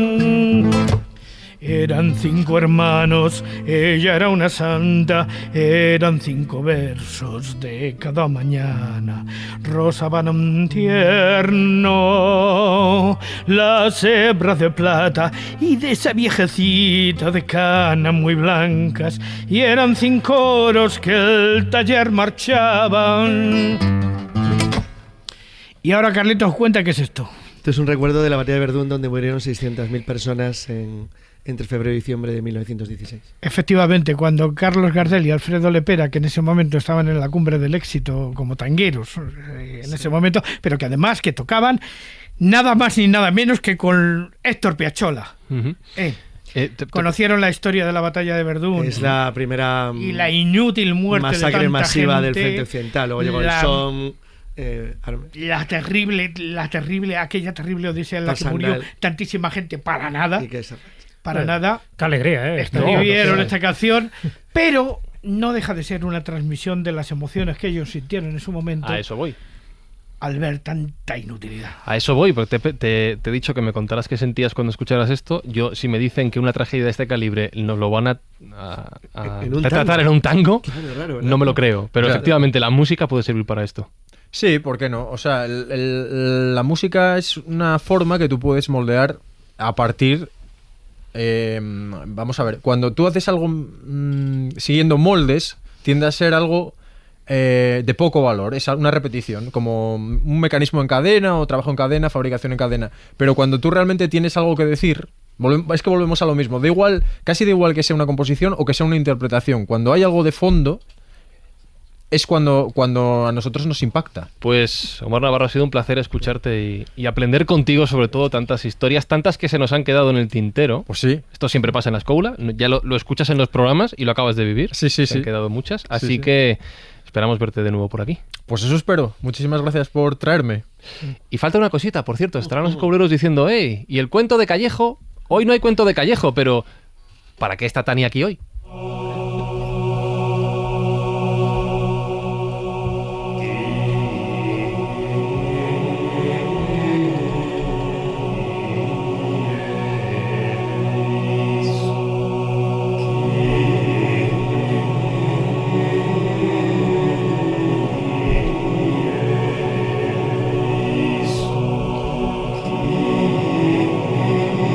Título, Tania, el diploma pone licenciada en Bellas Artes, ¿no? Sí. Eso es lo que pone el papel,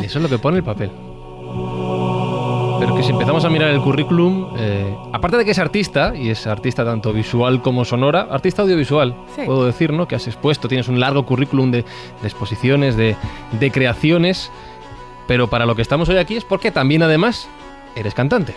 Sobre todo y lo que más. Lo que más te gusta, es lo que más te inspira. Lo que más hago. No solo eso, sino que, ya nos has contado antes, tú tienes, un concepto de la música, del sonido, de las propiedades, de lo que transmite, como nos contaba antes Juan Ignacio, que tú además desarrollas y cuentas habitualmente. Exacto. Y tienes 2 discos, uno de los cuales estamos escuchando. Esta pieza se llama Europa y forma parte de su segundo proyecto, que es Culturas del Mundo, cuaderno de viaje. Y el primero que nos ha traído y que tenemos aquí en la mano se llama Sin miedo al cambio. Ahí está. Venga, te voy a hacer la primera pregunta muy sencillita, ¿vale? ¿Qué es para ti la música? ¿Qué para mí la música? Pues es la manera de vivir y de transmutar todo lo que me pasa para estar sana. Eso es la música. Sin ella no podría vivir y estaría muerta seguramente. Eres al igual que Farinelli, que la voz puede sanar. Lo sé. ¿Lo has comprobado? Sí, me dedico a ello. O sea, que para ti la música es algo más que... Mira, has dicho lo de no podría vivir sin la música, pero ya no es como Karajan, como habéis dicho antes, ¿no? Que después de dejar su trabajo, pocos meses después ya fallece... Meses. Por falta de objetivos ya, sino que tú realmente, si la música no existiera, no entenderías esta vida. Piensa la cantidad de veces que una persona está deprimida y se le pone música y sale, o... lo que hace la música en nuestra vida, ¿no? Nos puede sacar de cualquier bache. Tania la podéis seguir en un par de páginas web, que además están bien puestas aquí en el disco. Tania Ruz, deletreo el apellido, R-U-Z-S, taniaruz.com y masajedevoz.com. Y un pequeño masaje es el que nos va a dar, yo creo, para despedir esta edición de La Escóbula, un masaje sonoro. Venga. Porque te vas a atrever a interpretarnos, ¿qué? Pues bueno, pues algo que tuviera que ver con algo más lírico, pues el Ave María, uno inventado, la letra no, pero la melodía sí. Pero para cantarlo, yo soy muy partidaria de que la gente cierre los ojos, a no ser que esté conduciendo, entonces no, pero los que estáis aquí sí que podéis cerrarlos. O sea, todos menos Yeray, que está conduciendo la máquina, ¿vale? Todos cerrad los ojos, que os estoy viendo. Ahora lo cierro yo. Vale. Si estáis cortando el pelo, tampoco.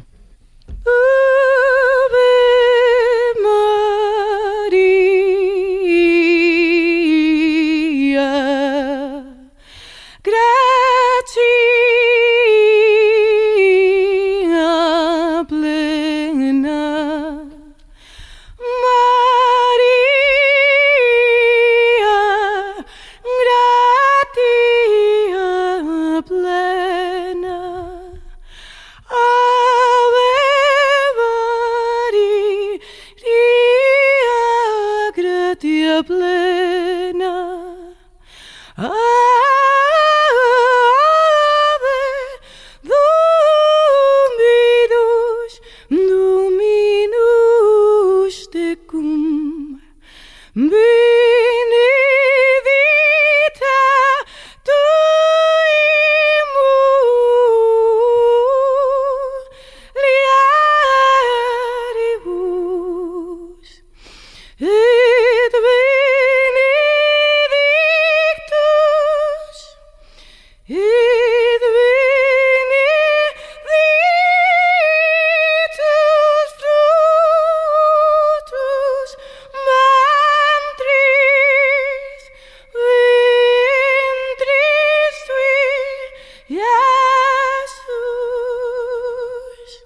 Ave María.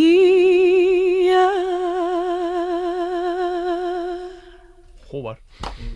Eso que no se os echa armónicos, ni verdad.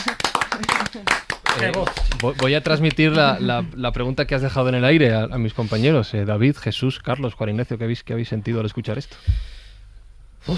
En ese caso, una forma de sentir emociones, pero una forma de entender la vida, además con vibraciones y con la sensación de que la música y la voz te puede llegar pues más allá donde llegan las palabras. Bueno, una cosa que me gustaría añadir es que el primer instrumento que se ha tenido es la voz. Entonces, si vamos siempre para atrás, lo que siempre nos va a acompañar es la voz. Los primeros conciertos se harían así, ¿no? Tania Ruz, un placer escucharte. Ha sido un auténtico masaje, nunca mejor dicho. Un gran final de programa para esta edición de La Escóbula. Un placer haberte escuchado hoy. Muchas gracias. Y os he dicho a los del público que entraseis porque ¿sabéis dar palmas a ritmo? Más o menos. Es que para terminar el programa va a ser necesario. Espero que lo escuchéis bien. Venga.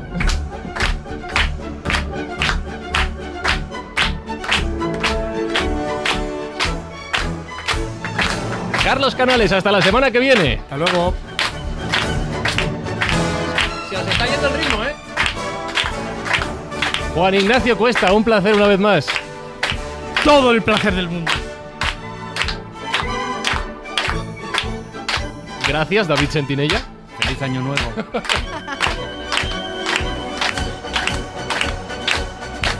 Jesús Callejo, mucho orden no ha habido, pero bueno, toda la zambomba has estado muy bien.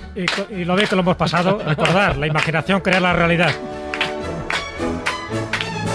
Haciendo que la orquesta pueda sonar está Pablo Isasa, llevando la batuta verdadera Geray Martínez y un servidor, pues bueno, desordenando, Fran Izquierda. La semana que viene nos escuchamos. ¡Chao!